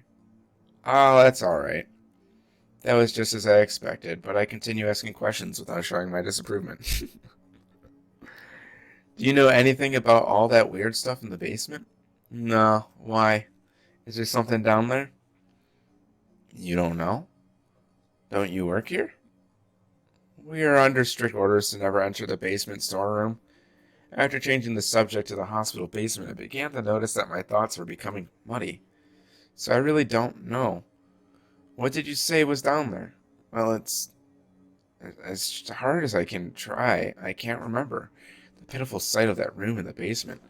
However, I try to trace my memory back to then. That ringing, which had been gone for a while, returns to my ears. A sound like bells of the church runs through my head. Ugh, damn. My head. What's wrong? Harry. Harry, let me help you. Harry? Rip. Rest in PP. After a while, I notice that my body is freezing cold. It is as if I am dead, but I am clearly conscious. Oh, my eyes hurt. Where is Lisa? I was definitely talking to her in this examination room. I no longer feel the evil presence that I felt in this room. No, in this entire hospital, up until just before. The window, soft light is pouring into the room. Was I dreaming? As I slowly get up, I hear the sound of a door opening. Instantly looked towards the source of the sound. The creepy woman I met at the church was standing there with an expressionless look on her face.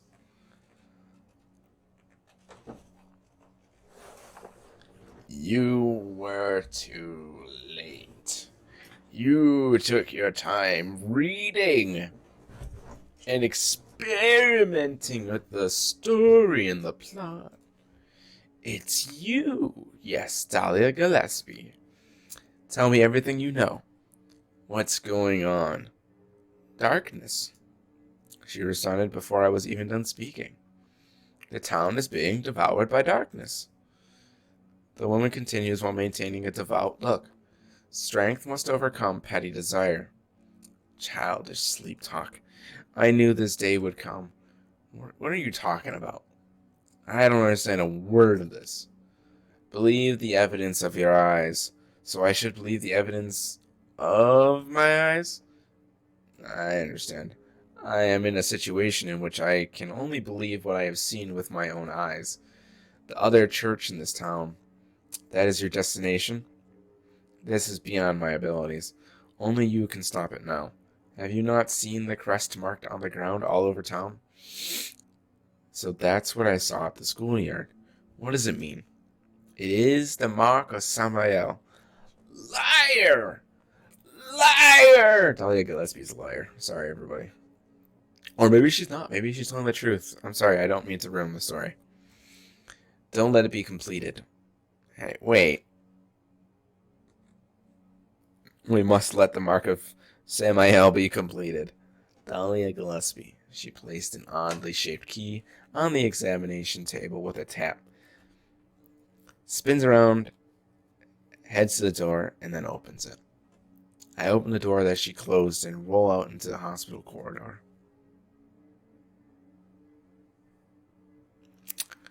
Oh, I should probably state the music I'm playing is Akira Yamamoka, and he was the original sound director for Silent Hill, and that's why I'm playing that. And yes, there are different songs. It's a 2-hour playlist. Okay, sorry. But she is nowhere to be seen. Yes, I can put it in chat. Hang on.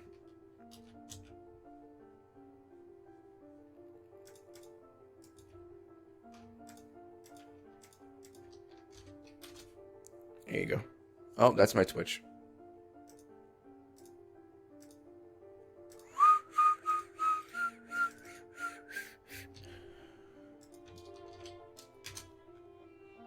There you go.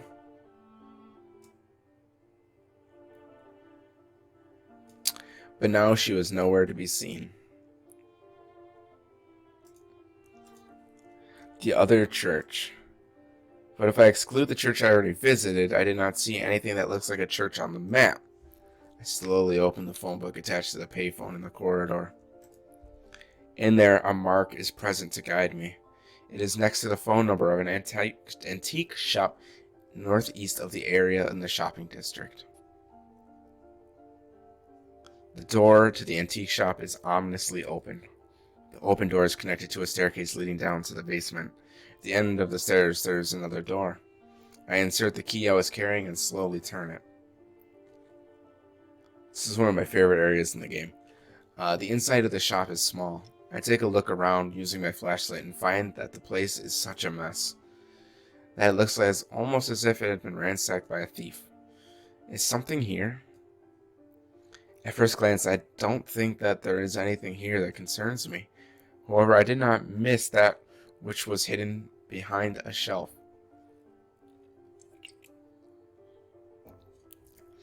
I move the shelf step by step, and an eerie passage leading into the darkness appears. What is this? Harry! I look past towards a familiar voice. Sybil? Sybil, who should have left for the next town over to call for backup, was there. I'm glad you're okay. I shouldn't have left you. Things are worse than I could have thought. It's nuts. What are you doing here? I thought you left town. I saw you go in here, so I followed. I couldn't get out. All the roads out of town are blocked. Cars have been completely stopped running. The phones and radios are still out too. What about my daughter? Did you see her? I did see a girl. My heart began to beat faster. Was it Cheryl? I only caught a glimpse of her through the fog. I went after her, but she vanished. I don't know about your daughter, but... And you just let her go? Where was it? On Bachman Road. She was heading towards the lake. Now don't get excited. It wasn't like she ran off exactly. There was no place for her to go. The roads have been obliterated. What? So then Cheryl... It was like she was walking on thin air. An uncomfortable silence occurs between the two of us.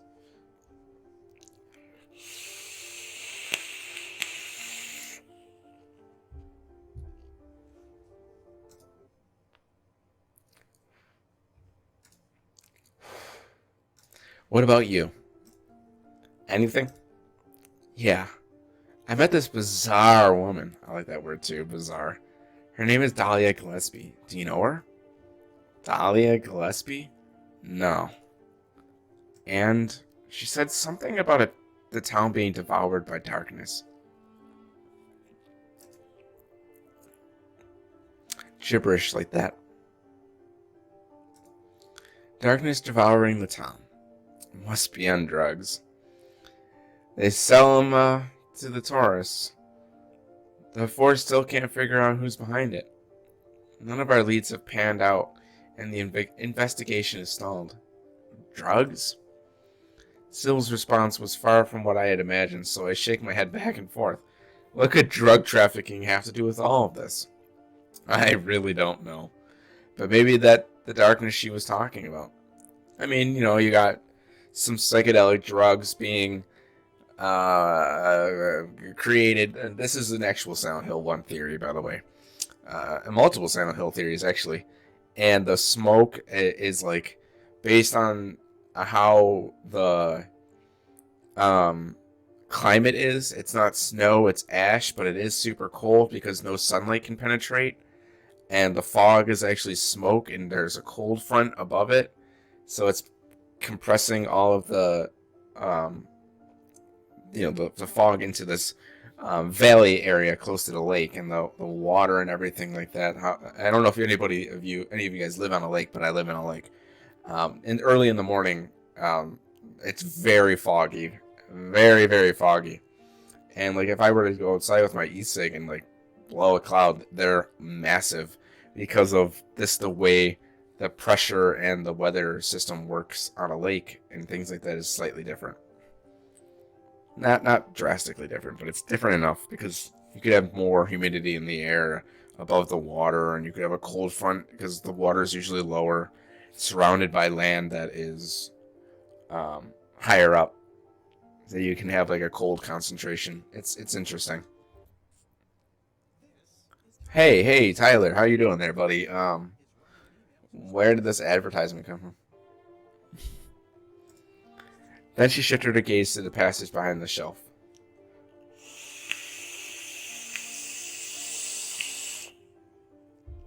What is this? Just discovered it. Maybe there's something back there. Let's have a look. Sybil. I will go first. Doesn't she get like torn apart in the movie? It doesn't make sense. Wait, we don't know what's back there. I'd better check it out first. I'm a cop. I should go. No, I'm going. I said in a rough tone. All right, I'll cover you from here. Be careful. If anything looks fishy, get back here on the double. Okay. I peer inside the hidden passage. Inside, it looks like an unseen barrier of darkness has been set up, which makes it look like a place no one should enter. I intuitively sense that this that it would be dangerous to move into this passage. It is that kind of passage. I look back at Sybil once. Sybil, yeah? Do you know anything about, well, like some other world? It's like some kind of bad dream. What are you talking about? I'm not quite sure. I try to make sense of it, but then my mind goes blank. Everything's dark there. I hear sirens in the distance. I met this nurse, Lisa. It's like I was there, but not really. It's all a blur. Like some kind of hallucination, you know? I have no idea what you're talking about, Harry. Now, this is interesting for multiple reasons. Now, Sybil, it seems Sybil was just going to Silent Hill to investigate something, which was supposed to be kind of like your cue that everything that's happening is kind of real. It's not just a dream. And if you haven't noticed, everything seems to happen when they're alone. Uh, and this can be translated in many ways, that this darkness takes advantage of you when you're alone, so you should spend time with other people. But a lot of these characters, like Harry Mason, is a writer, and earlier in the story, he clearly states that he is like antisocial and he only really talks to his daughter and things like that. But when people are together, nothing really happens. And this can be also seen in like Silent Hill 2 when you fight, I forget the name of him, the fat dude that killed the dog and the coach. Um, Nothing happens, nothing takes place when they're around other people. Sybil has no reason to be here other than that, so she wouldn't experience the darkness. Now, there is an entire chapter of this game following Sybil, which we will take a look at, probably at the next stream. So it's kind of interesting, or maybe even tonight if it says isn't going to go on much longer. Sybil Sybil spoke while shaking her head from side to side. Oh, I was just wondering. Never mind. Harry, you're tired. Yeah, maybe. Am I tired? Yes, I am tired. If that is all it is, then that is fine. If my being tired is what caused me to see all the hallucinations up to the point, then Cheryl should return to me. The only thing is, the sensation I am feeling is not that of being tired. Rather, my body feels as if it has been on a floor sleeping continuously like a human in cold sleep. And I am feeling the agonizing suffering of not easily being able to escape from that state. You see, he leaves Sybil behind. I began walking carefully, taking one step at a time, as you would. Sybil can probably no longer see me from where she is, even if I could see her from where I am. I made my way into the room at the end of the passage. It is small, and the smell of something having been burned is in the air. Once I saw an altar appear in the darkness, I realized that this is the church that Dahlia was talking about. I look around the area. An axe have been displayed on the wall, but nothing else stands out. Sorry. While shaking my head, I decided to try going back through the passage I came. And at that moment, a light bright enough to make me look away emanates from the altar. I think I heard the sound of a giant match being stuck, and then two enormous pillars of flame arose from the altar, as if a ritual were beginning or something. Even at the distance I am at, I can feel the heat from those flames. My surprise and that heat caused me to fall into a state of barely being conscious, and then I gradually lose myself until I finally end up lying face down on the concrete floor. And the coldness that remains in the floor was drawn away by the heat as my consciousness grew distant. Oh, my nose is so itchy! Yeah. Are you okay? Harry! Harry! You're a wizard! Sorry. Where am I? Harry. Lisa? Then I'm in the hospital.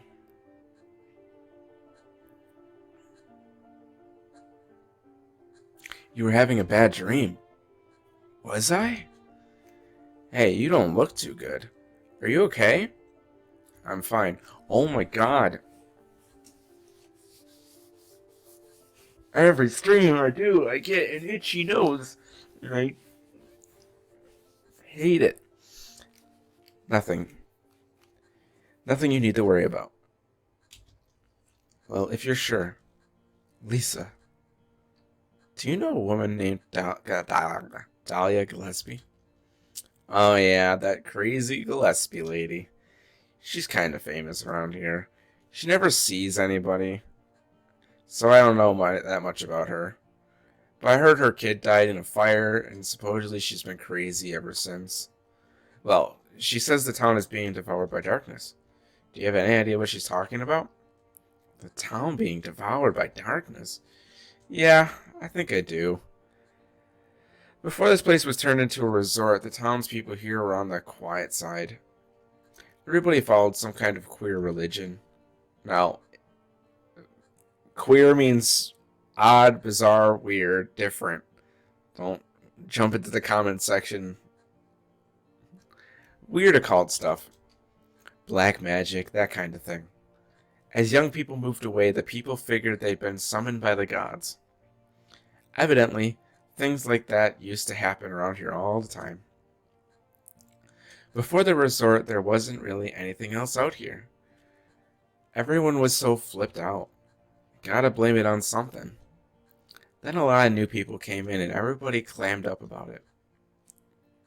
Interesting. A cult? Last time I heard anything about it was, gosh, years ago. When several people connected with developing the town died in accidents.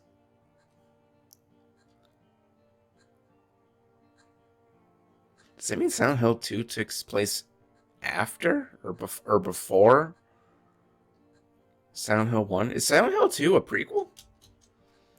People said it was a curse. Oh, I'm sorry, I'm rambling.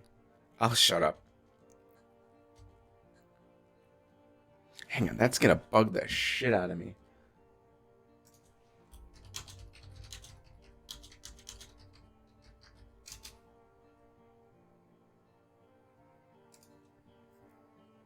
The reverberations of Lisa's "I'll shut up" and remained in my ears.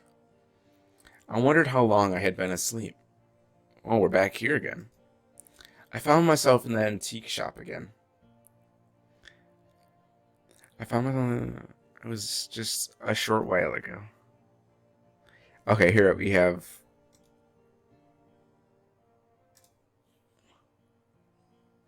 the IMDb.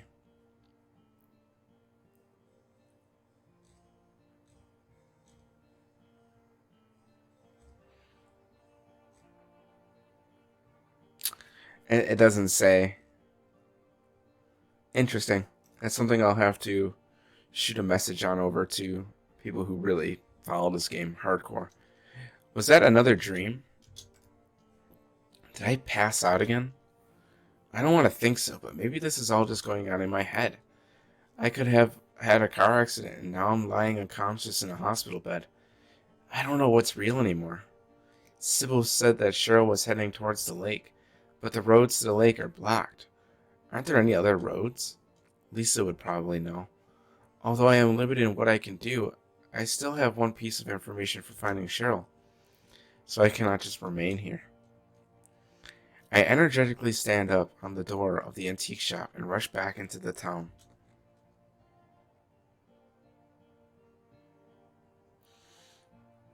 The town has turned into that nightmare world.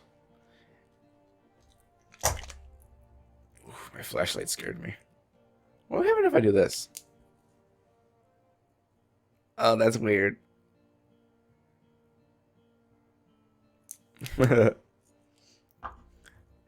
It's as if the danger in this town is increased with every second. In order to find Lisa, I turn on the flashlight on my chest and begin to run at full speed.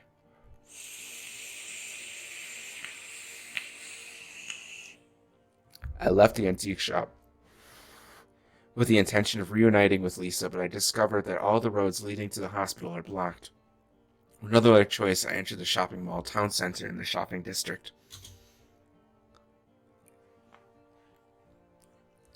Inside, everything has naturally changed to the other world as well. Ooh, refer to it as the other world. I wonder if that's a translation error, or it was just kind of like a, this is done by fans. Yeah, whatever. I can hear the groans of monsters in the vicinity, and it would not be surprising if they attacked at any moment. The floor has changed to a metal grating, and this building looks as though it has been left in ruins for several hundred years. Large monitors have been placed in the halls at the entrance to greet shoppers. After wandering around the first floor and finding nothing interesting, I begin heading up the powered down escalator. And at that moment, ooh, that's creepy. That was good. Suddenly light overflows from out of the monitors in the hall. A bound Cheryl is displayed on the screen. Daddy, help me. Cheryl! I turn around and run back down the escalator towards the first floor hall. The image of Cheryl on the monitor then begins to get more and more fuzzy. I'm gonna turn this up a touch.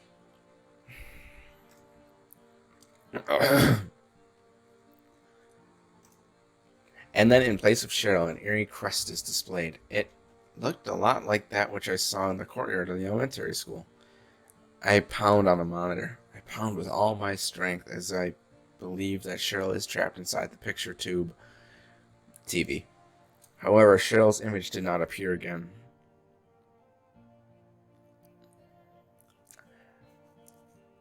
It couldn't have been the seal of Metatron. It had to be the actual mark of Samael, the real mark of Samael. I am convinced Cheryl was definitely taken away by someone and is being held by them, and she is waiting for me to rescue her. I must hurry. I must say to myself, all right.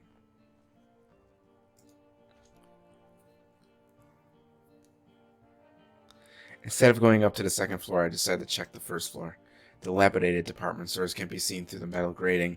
Everything is scattered about, and a giant spider web bigger than any I have ever seen stretches through the area. I walk along the fence that bordered the first floor.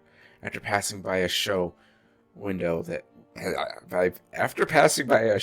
with mannequins, I came to a walled-off space. Sand is spread all over the open area inside, and it is lit by incandescent lights from above. At first glance, I thought I was outside. There appears to be a high ceiling that cannot be seen so well in the dark. There is a circular hole in one of the metal gratings that surround the area. From there, I can enter. I bent down and stepped into the walled-off area. Upon moving in just a bit, I find a rifle. I pick up the rifle at my feet and try readying it. As I do so, an unspeakable, unpleasant terror comes from below me, and it shakes my entire body. It is not something that I can see.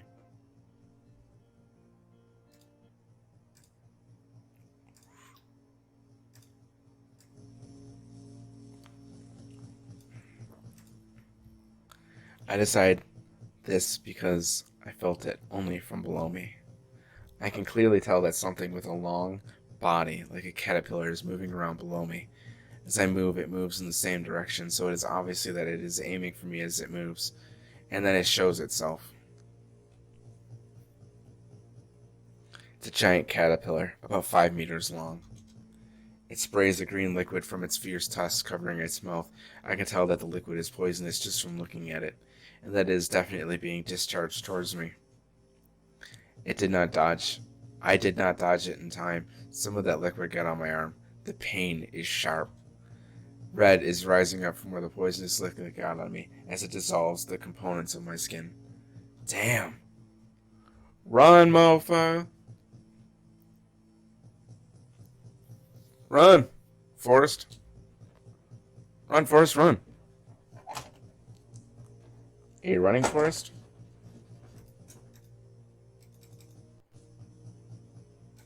No, don't freeze, please.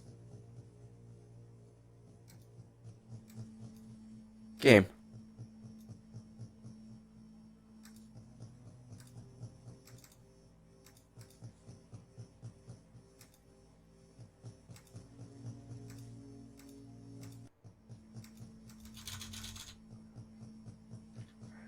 Uh, okay, hang on. Everything just crashed. 1 second, please. Okay, there we go. Move on to the steel plate. After moving on to the steel plate, I discovered one problem with doing so. I can no longer tell where it is coming from. I can only go with my intuition. Just where is it going to appear from? I gamble. Front. The front. I hold the rifle low and aim at the area where I think it's going to come out with my finger poised on the trigger. I pulled the trigger at the same time I heard it coming out of the ground. However, the bullet just flies through the air. Once I realized that it was already too late. Its giant body was towering over me from behind, with its tusks ready, brimming with poison at them. Poisonous liquid fell upon my raised arm. Ow. I immediately turned, aimed at its abdomen, and fired. Luckily, the poison liquid only burned my jacket and did not reach my skin. I pulled the trigger over and over until I ran out of bullets, and as its screams echoed, the only thing that kept me going as I was about to pass out was Cheryl's smiling face in my memories.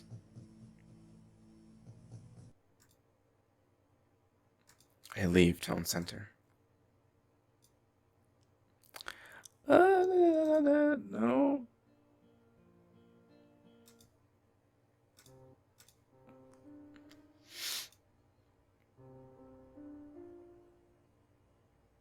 Perhaps the caterpillar from before was blocking my path to the hospital as my route, which had been blocked until just before now, was restored. The entire town seemed like the inside of an enormous living thing. If a part of it is treated, then a part of it is destroyed. If a part of it disappears, then a part of it appears. I get the feeling that I am wandering about within a living organism that has become a labyrinth. I opened the gate to the hospital and then energetically opened the door of the examination room. Inside, Lisa was waiting for me. Harry! She changes from looking completely exhausted and rushes over to me as in a child innocent way. I don't know how to read. I'm illiterate. Glad you're okay. Thank God you came back. I was scared to be here alone. I'm here now. I was worried too. I'm real happy to see you. I lightly hug Lisa and gently draw away. I then speak while looking into her eyes. Lisa, can you tell me how to get to the lake? The lake? Talking about Bachman Road? Oh, the road's blocked. I recall what Sybil told me. Well, that's the only way out of here. Are you sure? There's gotta be another way. Then her eyes open wide, as if she has realized something. Wait, I just remembered something. What? There's waterworks over by my old elementary school. It's been abandoned for years. There's an underground tunnel out there used for inspections or something. I remember hearing it runs all the way to the lake. Really? You think I can get to the lake from there? I've never been down there myself, so I'm not positive. Besides, it's all fenced off to keep people out. If there's any chance, I've got to try. Lisa embraces me again, just as I think that her face is beginning to look tearful. Harry, don't go. I don't want to be alone. It's so scary, I can't stand it. This one room is an empty hospital, in this state in which monsters could kick in the door at any time. She has no weapon which can defend herself with, so her being gripped with fear is only natural. What should I do?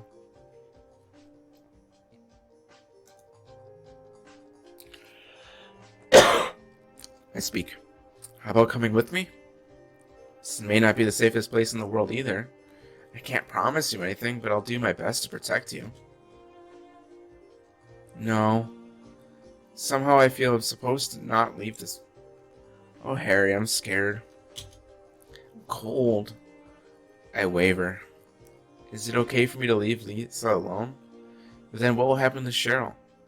Cheryl has only me to depend on.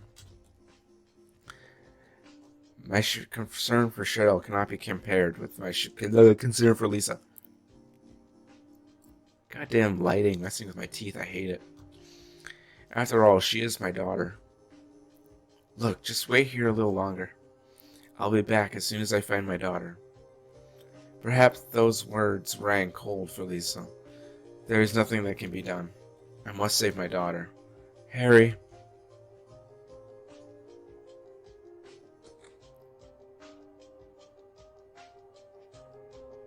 I leave the hospital. The water supply installation near the elementary school. I was told that I can go through the sewers and reach the lake that Cheryl was heading towards. I must hurry. As I began to run, I felt something fly over my head. It looks like something is flying in circles in the sky above me, but it's so dark I cannot see it so well. I climb the middle stairs of the building across the street and then head up to the roof. What? What is this? A giant moth? I guess I didn't completely kill it. The caterpillar I shot at the town center has followed me here. And it has matured. It dances against the black sky and is holding down on me. It's in addition to the poison that it can discharge from its mouth, it now has a stinger with which to stick me with. I am in danger. I keep doing that.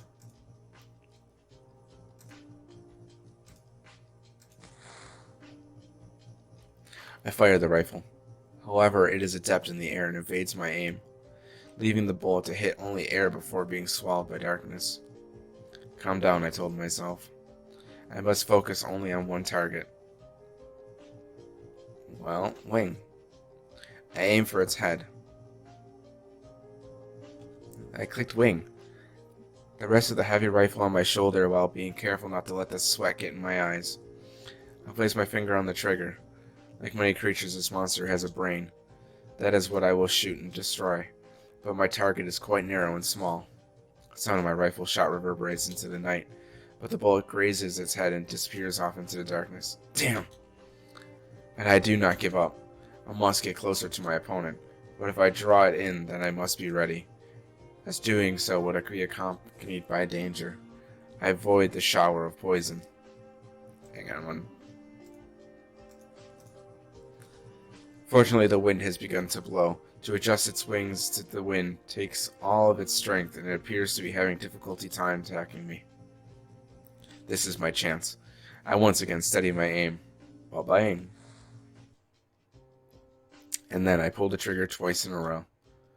In that moment, its head vanishes from its body all at once. Without its control tower, those wings and poison tusks were just that, and they fell like a rag between the buildings. The nightmare still continues. After passing through the sewers connected to the water supply installation near the elementary school, I came up in the most popular part of Silent Hill, the lakeside tourist spot. However, in spite of this, there is no reason to expect anyone to be here. The area is wrapped in darkness and in a condition in which it would be impossible to even walk around without a flashlight. First, I decided to enter Annie's bar, which lies on the road to the lake. As I approach the door, I notice what sounds like a struggle coming from the other side. When I open the door inside, Kaufman is there. Dr. Michael Kaufman. That is certainly what he said his name was. A monster has him cornered, his back against the far wall of the bar, and he is out of breath. He did not notice me come into the bar and looked as if he had lost all hope. I pointed my gun at the monster and fired. Even after the monster died, with a cry like a metallic twisting, Kaufman just stared into the air, looking completely worn out.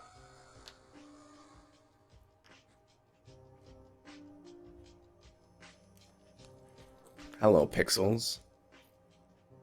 Are you okay? As I spoke to him, he weakly stood up, brushed his pants twice, and then slowly looked at me. Yeah, I guess so. But I'm beat. Ah, man.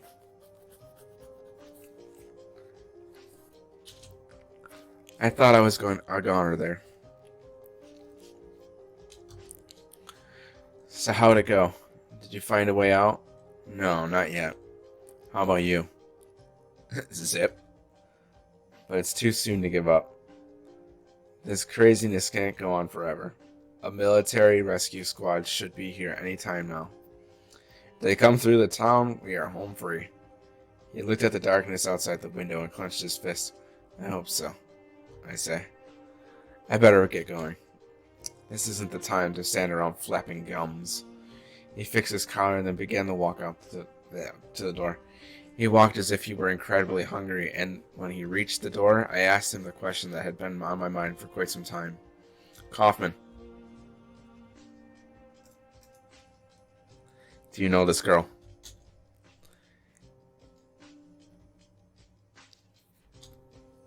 Oh, sorry. I hold the picture of a lesson in my hand. Upon seeing it, a look of horror appears on Kaufman's face and he freezes. You, who the hell are you? I was unable to understand the meaning of his question. In the next instant, Kaufman turned and then left the room as if he were sucked through the door.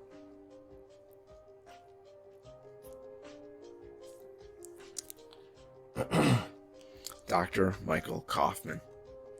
He definitely has some secret. While I am not sure whether it is connected to me rescuing Cheryl or not, he knows the main reason why this town has undergone a transformation. I follow him so that he did not notice me. He races through dark alleys. Perhaps it is because he is familiar with the geography here?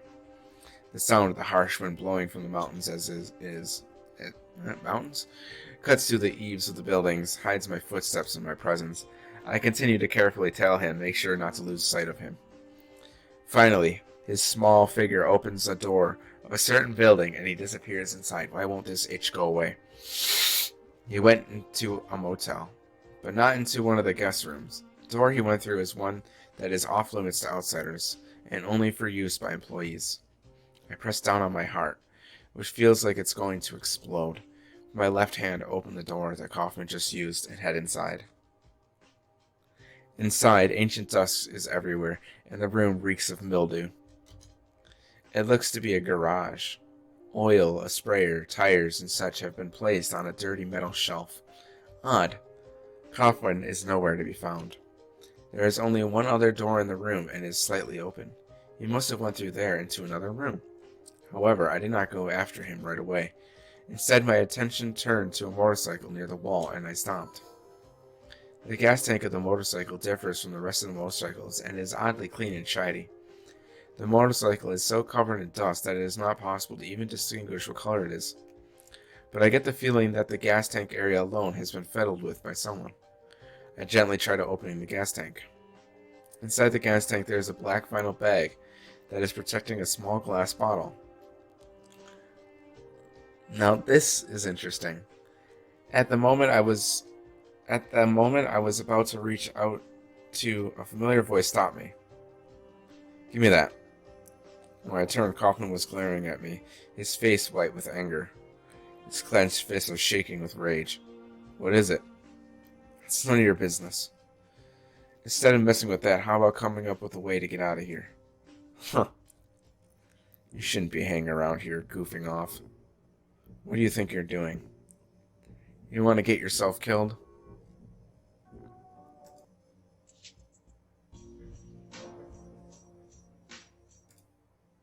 With Grammarly, you can find really good, no, perfect words that make your writing sharp or explicit. Here we go. You want to get yourself killed? Get out of here. Even if I had not said that, I understood.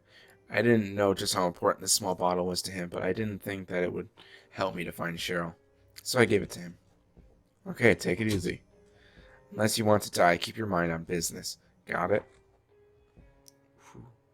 Saying that, Kaufman acts calm and leaves the garage. I think that guy's got to be involved with the local drug racket. Man, was he pissed. And in such a rush, too. That was probably dope in the bottle. Doubt it. Better let him do as he pleases. There's more than my life at stake. Then I realized that I am wasting time and immediately leave the motel.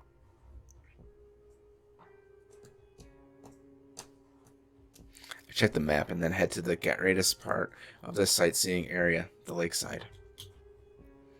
My visible breath brushes my cheeks, drifting in the air as if to mark my trail, and then finally becoming one with the air around me. And then the area gradually began turning into that nightmare world.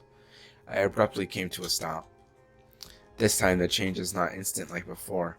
This town, this world seems like it is being dumped into a demon's body, and I am filled with a feeling that there is no going back.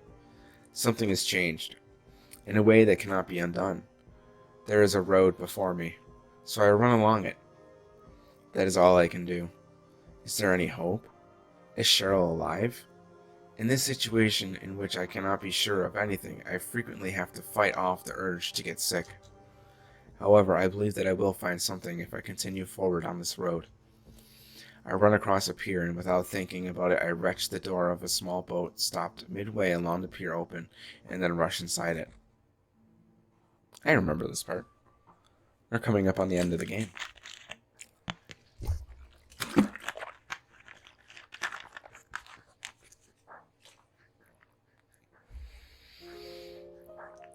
There was already a passenger inside the boat. Sybil? Harry! Our voices related that we were both relieved. How did you get back here? I followed the sewer. Were you the one who cut the fence? Yeah. I'm glad you made it. I was worried about you. You were worried? Where did you disappear to? Never mind. I want to know what's going on here. What is with this town? I condensed all the things that had happened to me into one, somewhat unclear conclusion. I looked at Sybil and began to speak.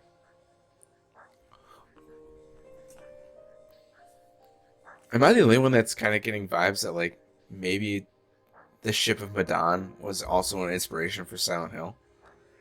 Like, maybe him going to this boat was kind of like a relinquish of that inspiration, as well as it, like, being in, like, Centralia, Pennsylvania, where, you know, you had your CO2 and everything like that, that caused people to, like, hallucinate and go crazy. Like, maybe those two things, like, play heavier roles into the inspiration of Silent Hill 1. This may sound really off the wall, but listen to me. I'm having issues with my chair and I can't get it to close. You've got to believe me. I haven't gone crazy and I'm not fooling around. At first I thought I was losing my mind, but now I know I'm not. It's not me. This whole town, it's being invaded by the other world. I don't like when they use that.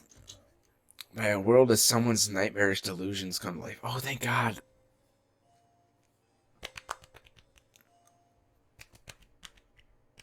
I like when they correct themselves. Little by little, the invasion is spreading, trying to swallow up everything in darkness. I think I'm finally beginning to understand what the lady was talking about. Harry, hold on a minute. I don't get it. Look, I don't understand it at all myself.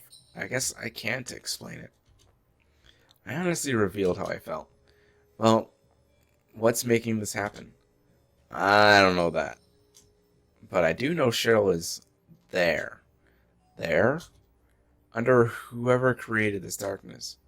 Cheryl is somewhere, and she needs my help.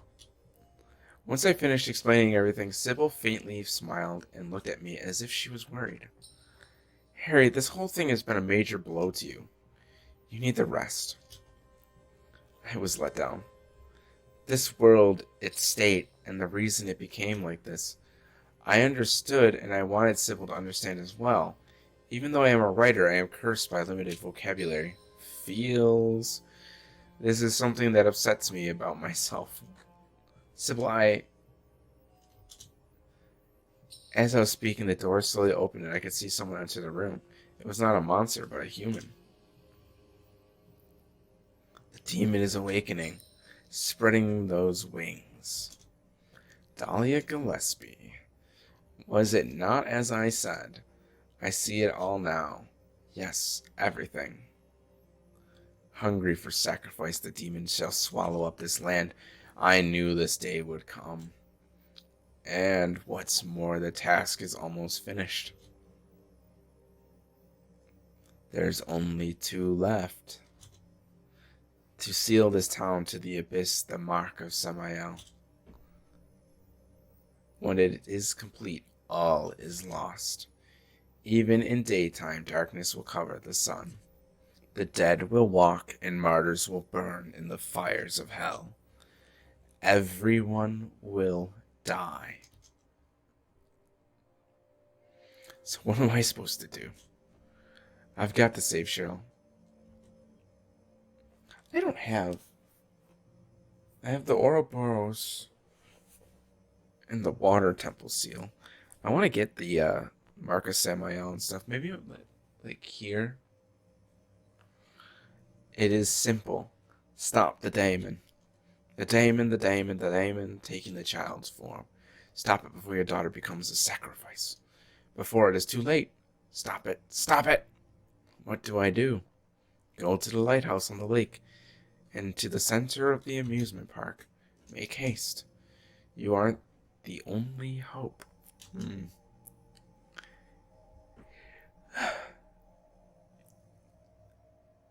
Obi-Wan. Look, Harry, I really don't get what's going on.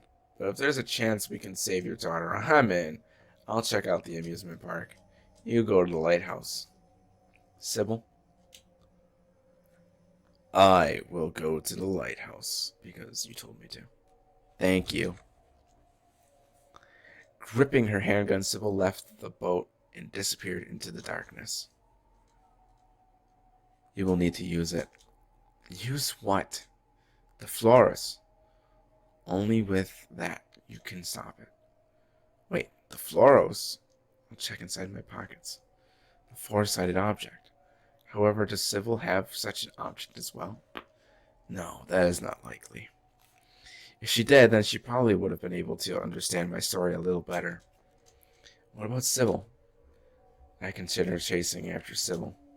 However, my true goal is rescuing my daughter. And Sybil with the same goal is risking her life as she heads to the amusement park. I think I should believe in Sybil. No, maybe it is merely my selfishness telling me that. However, my destination is the lighthouse that is not far from here. To run there is my mission and my fate. I entered the lighthouse, then ascended a spiral staircase and arrived at the roof. And then I could not believe my eyes. A giant crest is present on the floor I am standing on, the roof of the lighthouse. The mark of Samael. That is what Dahlia called it. She said it must not be left complete, that this town is gradually being eroded by this crest. Alessa was standing there. She looked as if she had just now completed making the mark here, and she looked at me with a change in her expression. For the first time, we just faced each other, each of us understanding each other to a certain degree. Just as I thought, her eyes showed a little sadness. She turned around and suddenly disappeared as if she had jumped from the tall lighthouse. Alessa, wait. Hang on, let me...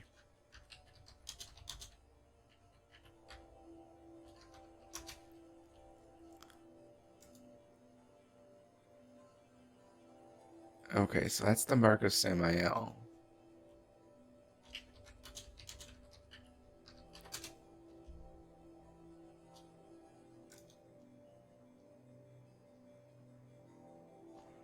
Okay, so the mark of Metatron is a variant of the mark of Samael. The mark of Samael is... Okay, so it's like the nightmare boundary. And the mark of the Metatron is supposed to be like the safe zones. And then if you make a complete circle similar to the mark of Samael, you can essentially disrupt it.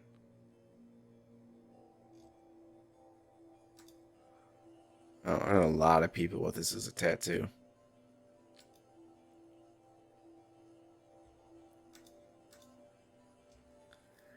Interesting. So the triangle one is the bad one, the circle one is the good one? Because I just want to ignore Book of Memories, because that game's got it all wrong.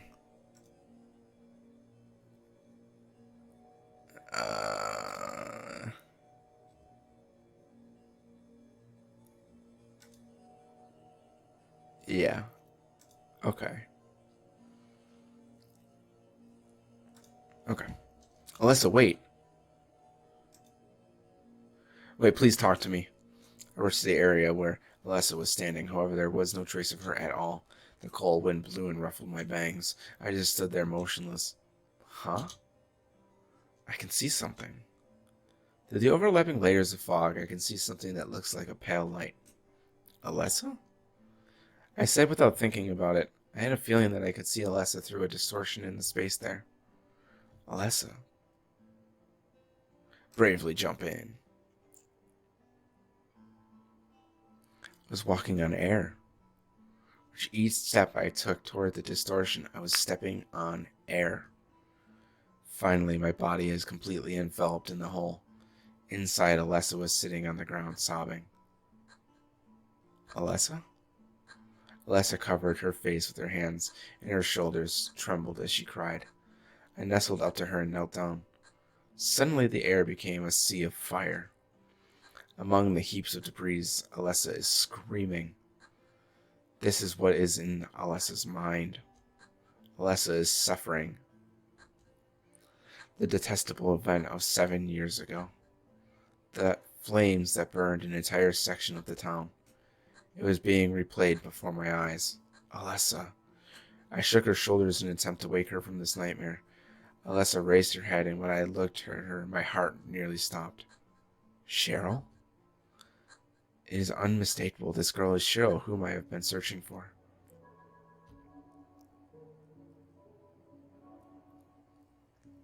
Cold rain moistened my cheeks. When I come to, I realize that I am standing frozen atop the lighthouse, staring off into the empty darkness. Wait, a dream? Was I hallucinating? And what was that about Cheryl? Dude, the timing of the music is perfect.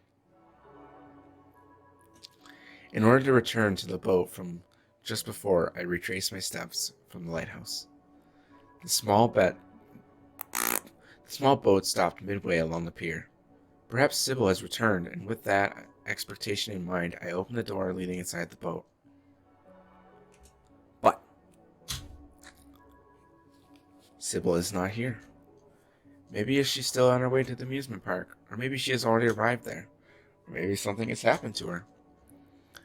By Jove, within a current of guessing that raced by like a revolving lantern, I ran toward the amusement park.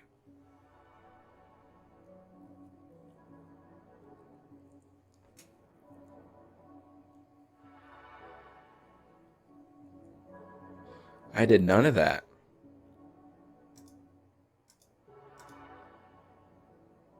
I have the knife, but no liquids. Oh shit.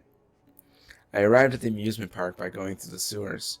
In the amusement park, which has changed to the form of the otherworld, several of the attractions run constantly as if they were broken toys.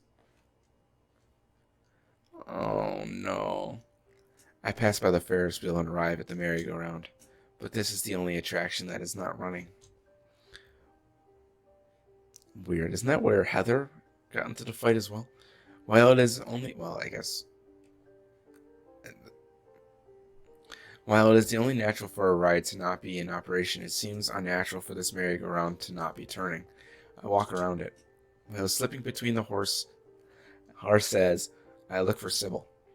Quite a bit of time has passed since she came here. I suppose maybe she didn't find Cheryl and headed back into the ship.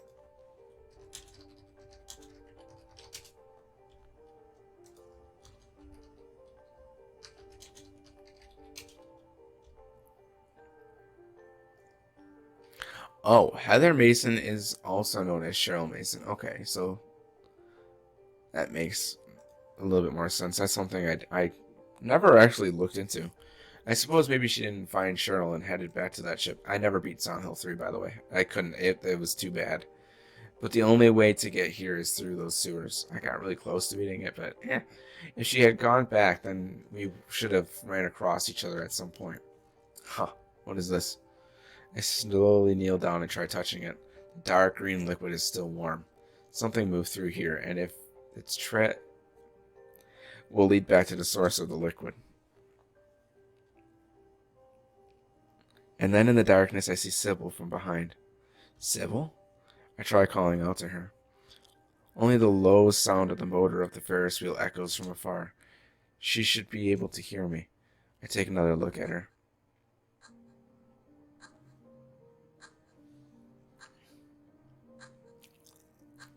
Odd. I do not see the brave attitude that was present in her just before. She walks as if something has drained the life from her, like she is wandering about for no reason. I approach her and call out to her once more.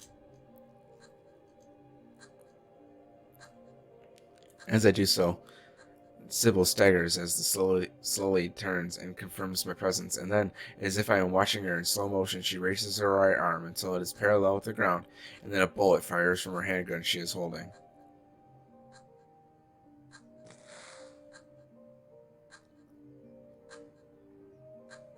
Sybil, it's me, it's Harry. The bullet grazes my shoulder, and with that discordant metal sound as it hits one of the wooden horses, she is coming towards me. Her eyes no longer appear to be human. The eerie red color of her eyes does not make it look like her life force has been drained, but instead it makes it appear as if she has been possessed by some evil being. I was too late, I think. Her heart had been devoured by something, not by Alessa. What is there is no longer Sybil, just an altered ego of Alessa that is using Sybil's body. I ready my handgun and fire at her. I have no choice. If I do not fire, then I will be killed. If I die, then I won't be able to save Cheryl or anything. Sybil. She should be my most dependable partner. The first person I met in town, and a supporter. An irreplaceable friend that risked her life to help me search for Cheryl. Yes, we don't. We don't need you quantifying that. And now I am going to kill her in the name of rescuing my daughter. We know! However, I have no choice. We know! I will be killed if I do nothing. We know! I pulled the trigger. Yeah! Each time I hit Sybil, I feel like I am going to pass out. And as Sybil collapsed, I became aware of my error. Sybil has just become an object. I rush over to Sybil and look at her. She is on her back with her eyes wide open. I sink to the ground, tears distort my vision. Sybil, why did this happen? At the moment I am about to touch Sybil, her back suddenly rises and begins squirming. A nasty liquid, like monster, bursts out from Sybil's lifeless back. It crawls on the floor and begins to move at a speed not unthinkable for its shape. Keeping only it in my sight, I pursue it. I am already exhausted and may be in no condition to correctly judge things.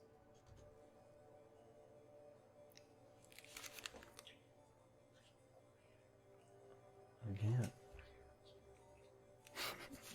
Oh yeah, that wall's thin. And then, sorry everybody. And then, just as I had predicted, she appeared. Alessa, the girl that wrapped up this town and its residents in the other world. That girl carefully formed her body from out of light and appeared right in front of me.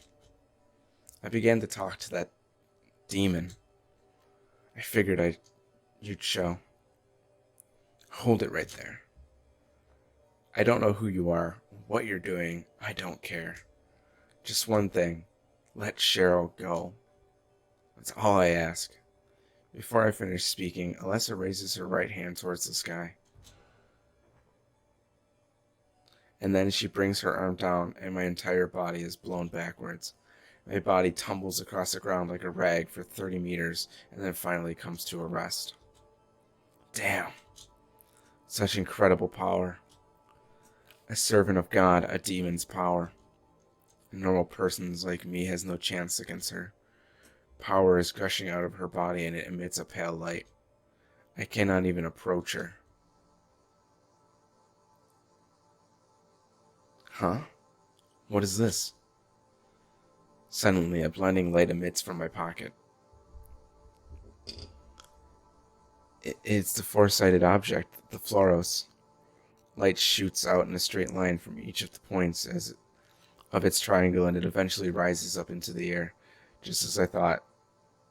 That the great light and sound it was wrapped in meant that its power was greater than Alessa's.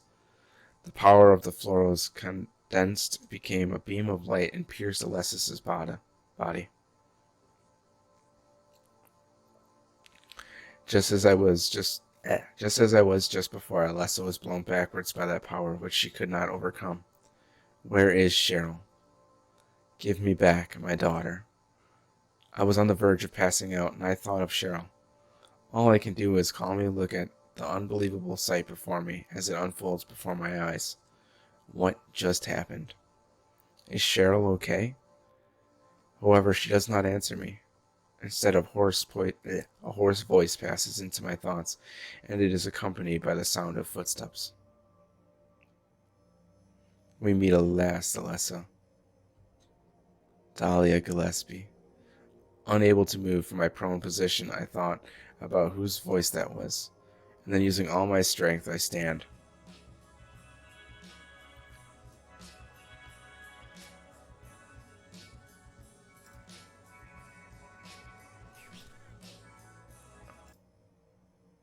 Hang on. Kira is into problem solving. Zach is into exploring. Grammarly is into helping them work together.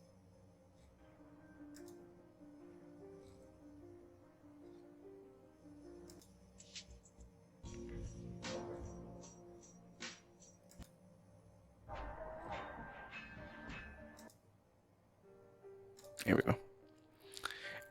After confirming that it was Dahlia in front of me, I spoke in a voice that was nearly a yell.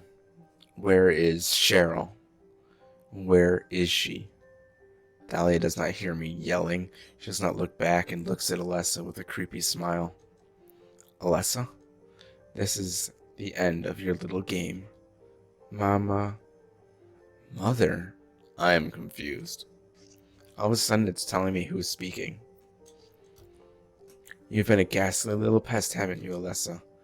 I was careless thinking you couldn't escape from our spell. But Mama, I didn't know how much you'd grown.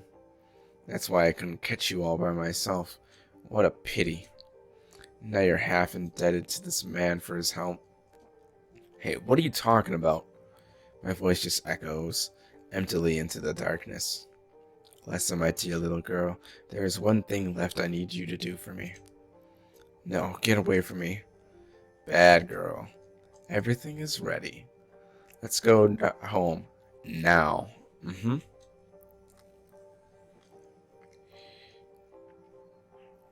Wait, what about Cheryl? Just where is she? Give me back my daughter. My daughter. Cheryl.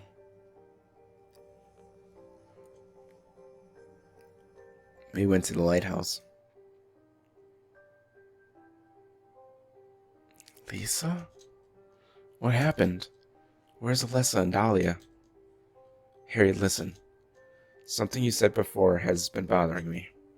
I just can't get it out of my head. What is it, Lisa? So I went to look in the basement. Even though I was scared as hell, like you said, there were those creepy rooms, but nothing really unusual down there. But while I was down there, I got this weird feeling, like I had been there before, like something happened there, but I can't quite remember somehow. What was it? Harry, help me. I'm so scared. I can't take this. It's only a temporary thing. You're in shock from what you were knocked out. Don't fret about it. You'll remember after a while. No. You don't understand. Wait. Where do you think you're going? Harry. Lisa? What's the matter with you? I get it now. Why I'm still alive even though everyone else is dead. I'm not the only one who's still walking around. I'm the same as them. I just haven't noticed it before. Lisa? Stay by me, Harry. Please. I'm so scared. Help me. Save me from them. Please, Harry. Lisa? Fatherly instinct. Don't worry. I will do what I can. A quiet smile appears on Lisa's face.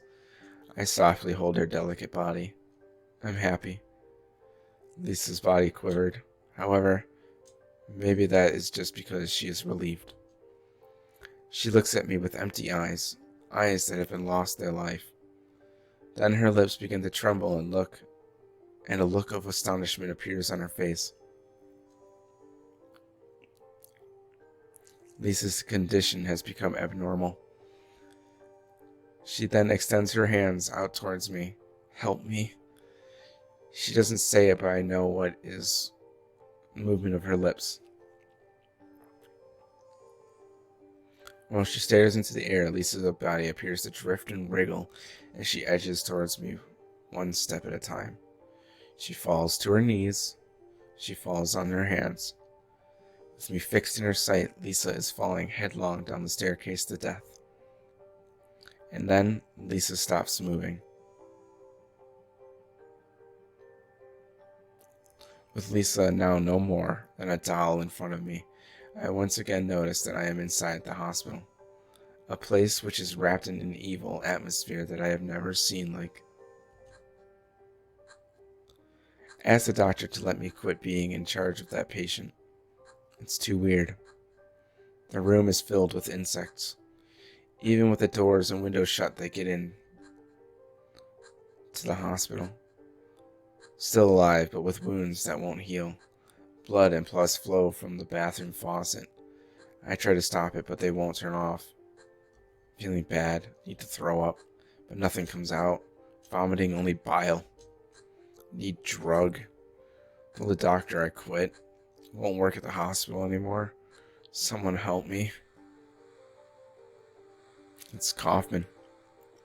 The pocket radio continues to make noise. The raging of the unknown things around me rocks my eardrums. Those monsters which always approach shortly after I use my flashlight. It was all I could do to intimidate them with the gun while running away. After running for a bit, I realized that I am no longer in the original hospital. I have no way of knowing where here is. Bridging the gap of my faint consciousness, I move from place to place. I am being moved by someone. Maybe that is best. Maybe that is the best way to think about it. Or maybe I am just painfully wandering around inside my own nightmare. I cannot tell at all. I can only trust my sense and rely on my own judgment. And then I raise my head. A straight corridor extends from where I am standing. As I slowly walk around, one door seems to call out to me, and I so approach it. Suddenly the walls of the rooms creaks with a boom, and then the floor I was standing on begins to rapidly descend along with the rest of the room. I felt like I would begin floating in the air, so I used my arms to brace myself. And then I passed out. It hurts. My whole body hurts. When I come to, I find that I am lying on the floor of a classroom in an elementary school. My body is spread out on the floor like a Japanese character. I can hear someone talking. I can't make out what they are saying very well. As I lay on my back, I can see who is talking just by looking around. I cannot believe my eyes. Over there, I see Dahlia and Alessa. They look like ghosts. I can see through their bodies.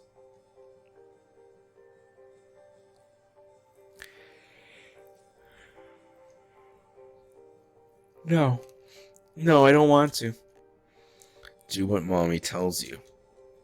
I just want to lend me a teeny bit of your power. That is all. No, I don't want to do it. It'll make everyone happy, and it's for your own good, too. Oh, but Mom, I just want to be with you. Just the two of us. Please understand. Oh, yes, I see. Maybe Mommy has been wrong. Mom? Why didn't I see this before? There's no reason to wait.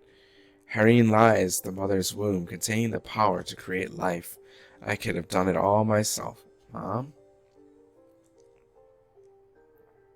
Oh, here in line. Finally, they suddenly disappear. The classroom regains its stillness as if nothing has happened. I got on my knees, stood up, and looked at my surroundings.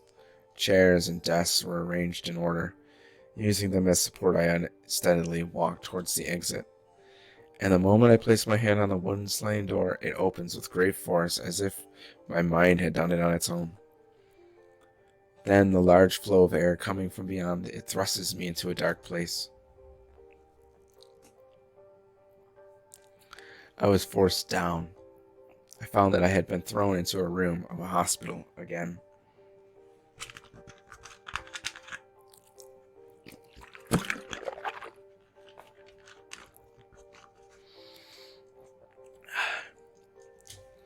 My body had rubbed on the disgustingly dirty floor. I picked myself up and suppressed the urge to vomit while brushing off my shirt several times. A videocassette recorder has been installed here, and it looks like it can be used.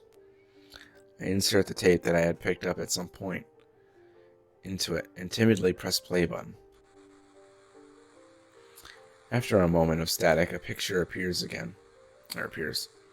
On the screen, Lisa appears. She is sitting alone with her elbows in the desk and her head down. I turn up the volume on the monitor and listen carefully.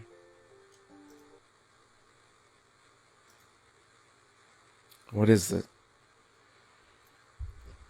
Still, has an unusually high fever. Eyes don't open. Getting a pulse. Just barely breathing. Her skin is all charred. Even when I change the bandages, the blood and the pus just start oozing through. Why? What is keeping that child alive? I can't stand it any longer. I won't tell a soul. I promise. So please. And then the screen goes black.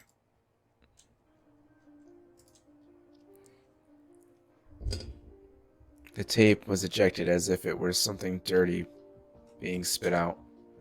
I fell to the floor and it broke with a crash. There is no doubt someone is eating away at my consciousness. The magnetic tape extends out of the falling videocassette and wraps around my legs. I try to get away, but the tentacles of tape get around my neck and begin to tighten. With both hands, I try as hard as I can to tear the tape away that is twisted around my neck. But I am halfway passing out, and as so, my hands do not have the strength to do so. In the light that is reaching my pupils, I can faintly detect what happens to be human figures. They are standing around a bed with Dolly on the left, Kaufman on the right, and just a bit away from him, some people in white coats that look like doctors. Each of them have troubled looks on their faces as they peer at the face of the person lying on the bed. Everything is going according to plan. Sheltered in the womb. But it is not done. Half the soul is lost.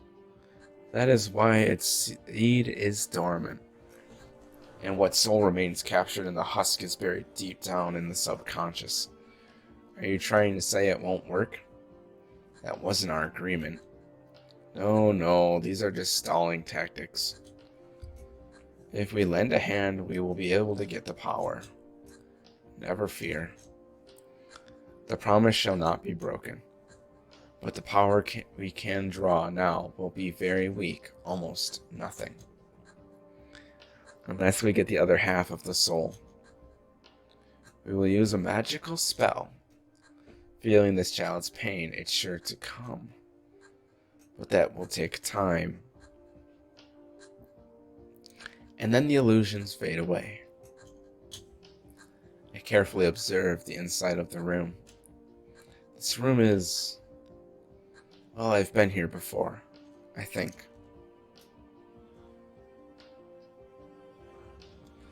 The tape which should be tightly wrapped around my throat is gone, and I realize that my own hands are wrapped around my throat.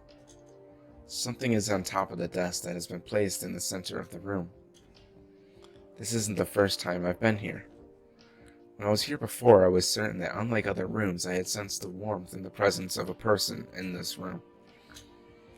When I looked at the picture on the desk, my belief changed. Alessa.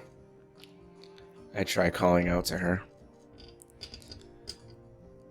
She is the instigator that created this world. However, it would be hard for anyone to forgive the experiment that was, carried out on her body under the pretext of a magical spell.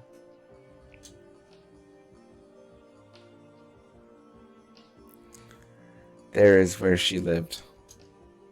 Her hate spirals out in this cursed wing of the hospital. However, there is no way to prove the reality of it,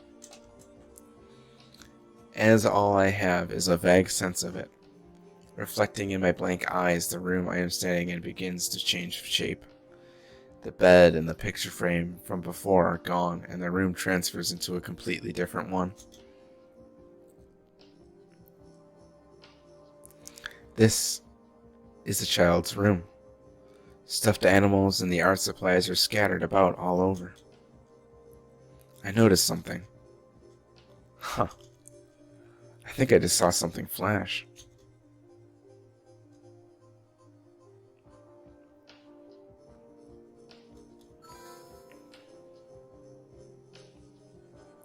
I found a key. This key invites me. Had I not been very careful, I would not have found it, as it was hidden behind one of the butterflies.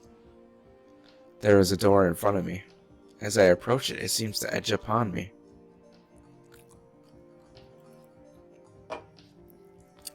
As I extend my hand to the knob, the door makes a light tapping sound.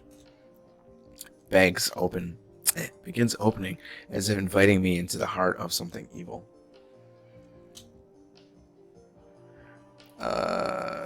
I killed Sybil, sadly.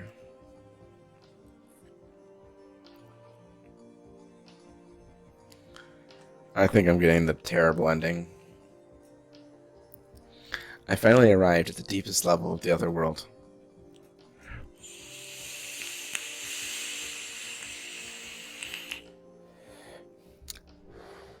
Inside the door, it is wide, and the floor is a metal grating. It is filled with an evil atmosphere.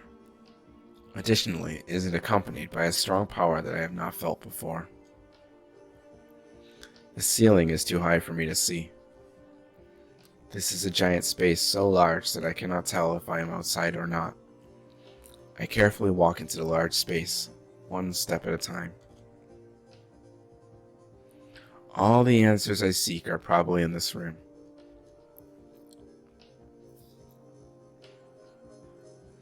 Dahlia and Alessa. It is definitely those two. I was shocked to realize the talisman of Metatron was being used.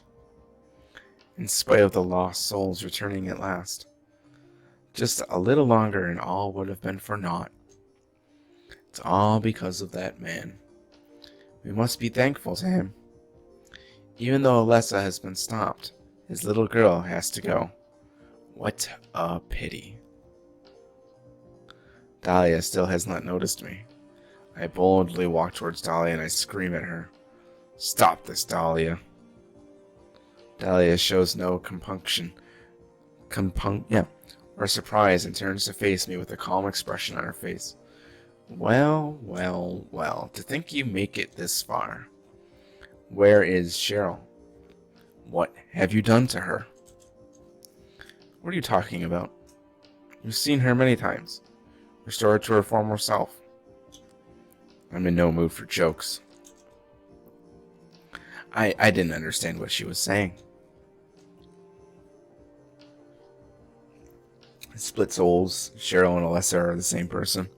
Don't you see? She's right there. Right there. Only Alessa draped in her blue clothing where Dahlia is pointing. That's absurd. You are the only one who thinks so. Why? Why are you doing this? It's been a long 7 years. For the 7 years since that terrible day, Alessa has been kept alive, suffering a fate worse than death. Alessa has been trapped in an endless nightmare from which she would never awake. He has been nurtured by that nightmare, waiting for the day to be born. That day has finally come. The time is now. Everyone will be released from the pain and suffering. Our salvation is at hand. This is the day of reckoning, when all our sorrows will be washed away, when we return to the true paradise. My daughter will be the mother of God.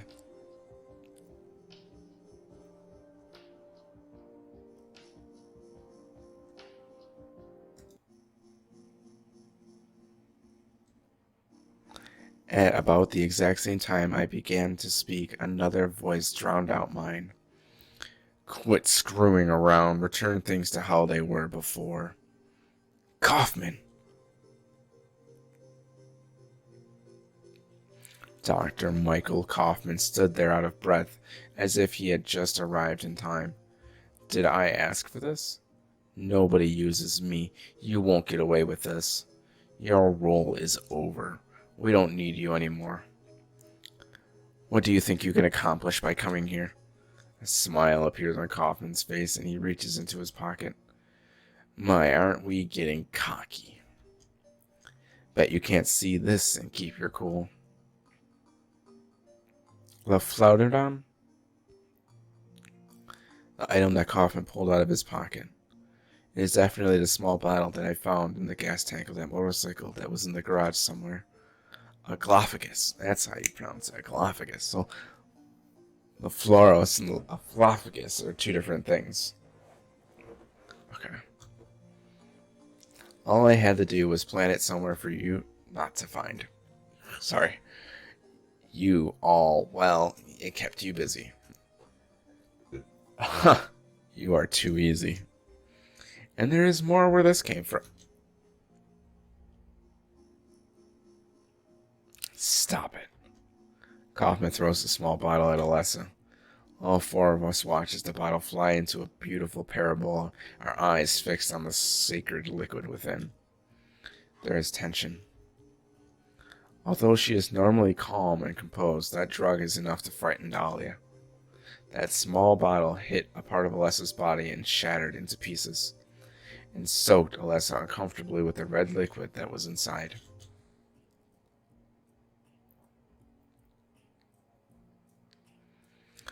Dahlia looks completely emaciated as she watches the whole thing. Emaciated? Emaciated. I don't know that word.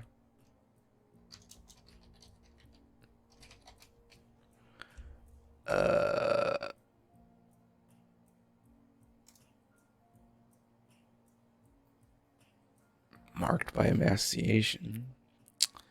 Abnormal thinness caused by lack of nutrition or disease. The process of emaciating.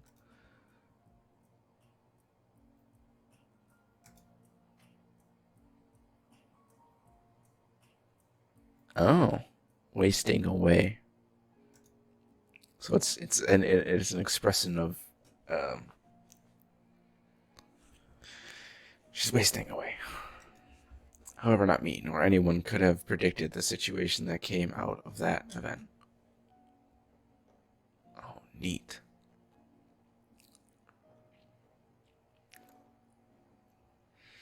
Alessa's back splits open and a giant creature, the likes of none of which I have ever seen before, tears through the cloth of the one-piece dress Alessa is wearing. It looks like an insect breaking out of its cocoon and being born. It has large wings and the head of a bull, and it has green muscles. Swelling, it rose up out of its mother's body, Alessa, and then it let out an earth-shakingly brutal evil cry and looked down upon us. Huh. What the? I yell out, not addressing anyone in particular. What on earth? That's not supposed to. Kaufman just stands there in utter amazement as the event unfolds unlike how he had expected. It's awakening. It's awake. No piano cue? No one can interfere. Dahlia, in a fit of insanity, had a feeling that could not be described as pleasant or angry. Cheryl. I call my daughter's name one more time. Give up.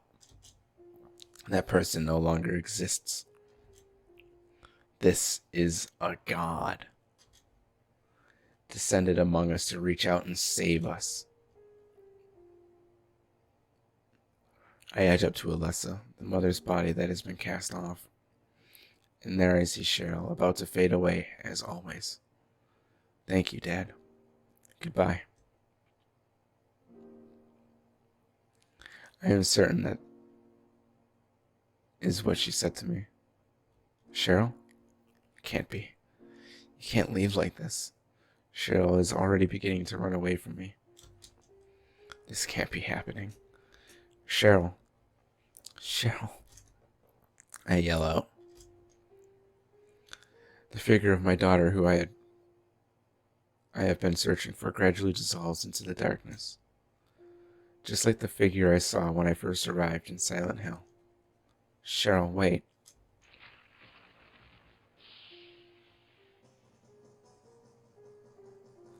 Then electricity overflowed from the entire body of the creature that was born from Alessa.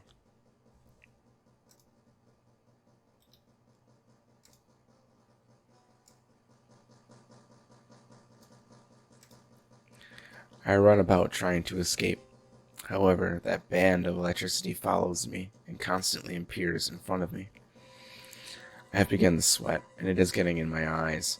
If I keep running about like this, I will be beaten. I vaguely think, even if it means that Cheryl will not come back.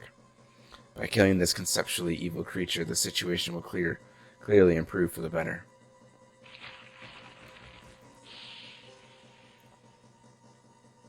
I ready my weapon.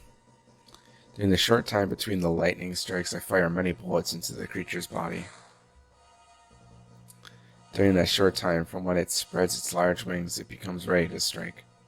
I do not even think about ceasing my attack. Cheryl's smile flirts through the back of my mind. What was it that she wanted? When we decided to travel to Silent Hill, you were the one to suggest it, right, Cheryl? Were you called here, or did you wish to come here of your own volition? Cheryl, I loved you more than anyone, and I still do, even now. That is the truth. However, I must bury this creature. I must make up for the sins that Cheryl took from me. And then, when the final bullet penetrates its body,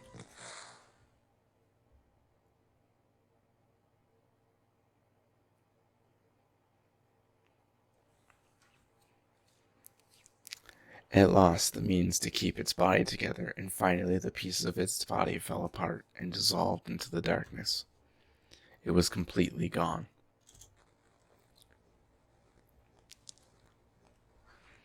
The large space begins to shake heavily. Loud, horrifying noises rises up from the below, and with it, my existence is thrown from dimension to dimension, and I feel pain just being there.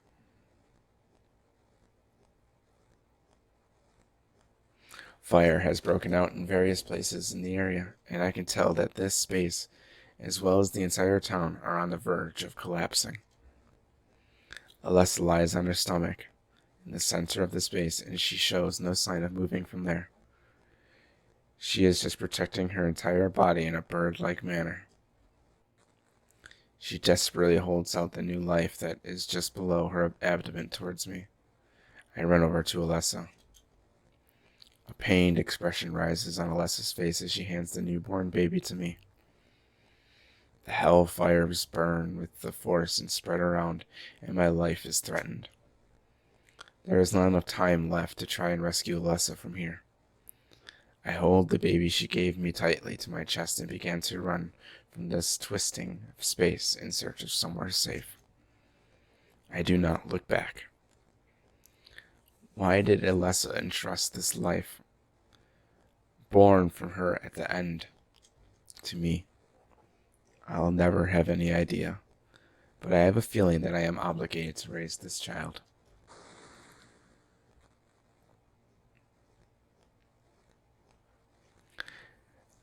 That's Heather, by the way, that was born. Heather was just born. Behind me, an explosion occurs. I run. All I can do is continue to run. Without looking back, I move forward toward the ray of light that I have a faint glimpse of. The end.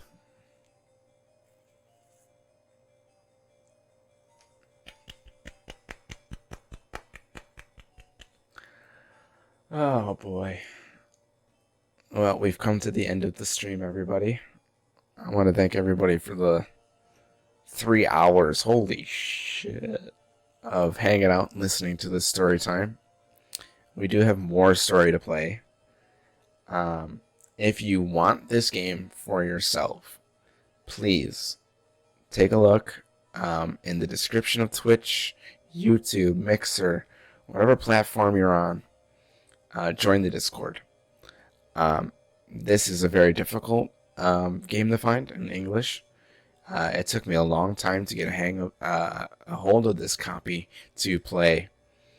And if you want to play it for yourself, I will release it on my Discord and through my Mediafire. It's a self-contained file. It runs in its own client. It's not an emulator. So, meet me there, and we can discuss the game. And I will see you guys, I want to say later today, but tomorrow, more likely, for Sybil's side of the story. And I'm pretty certain this is a negative ending. I think I did bad.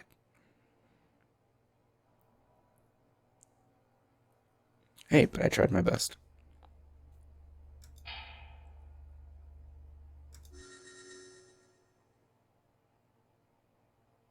Yeah, so it just starts over.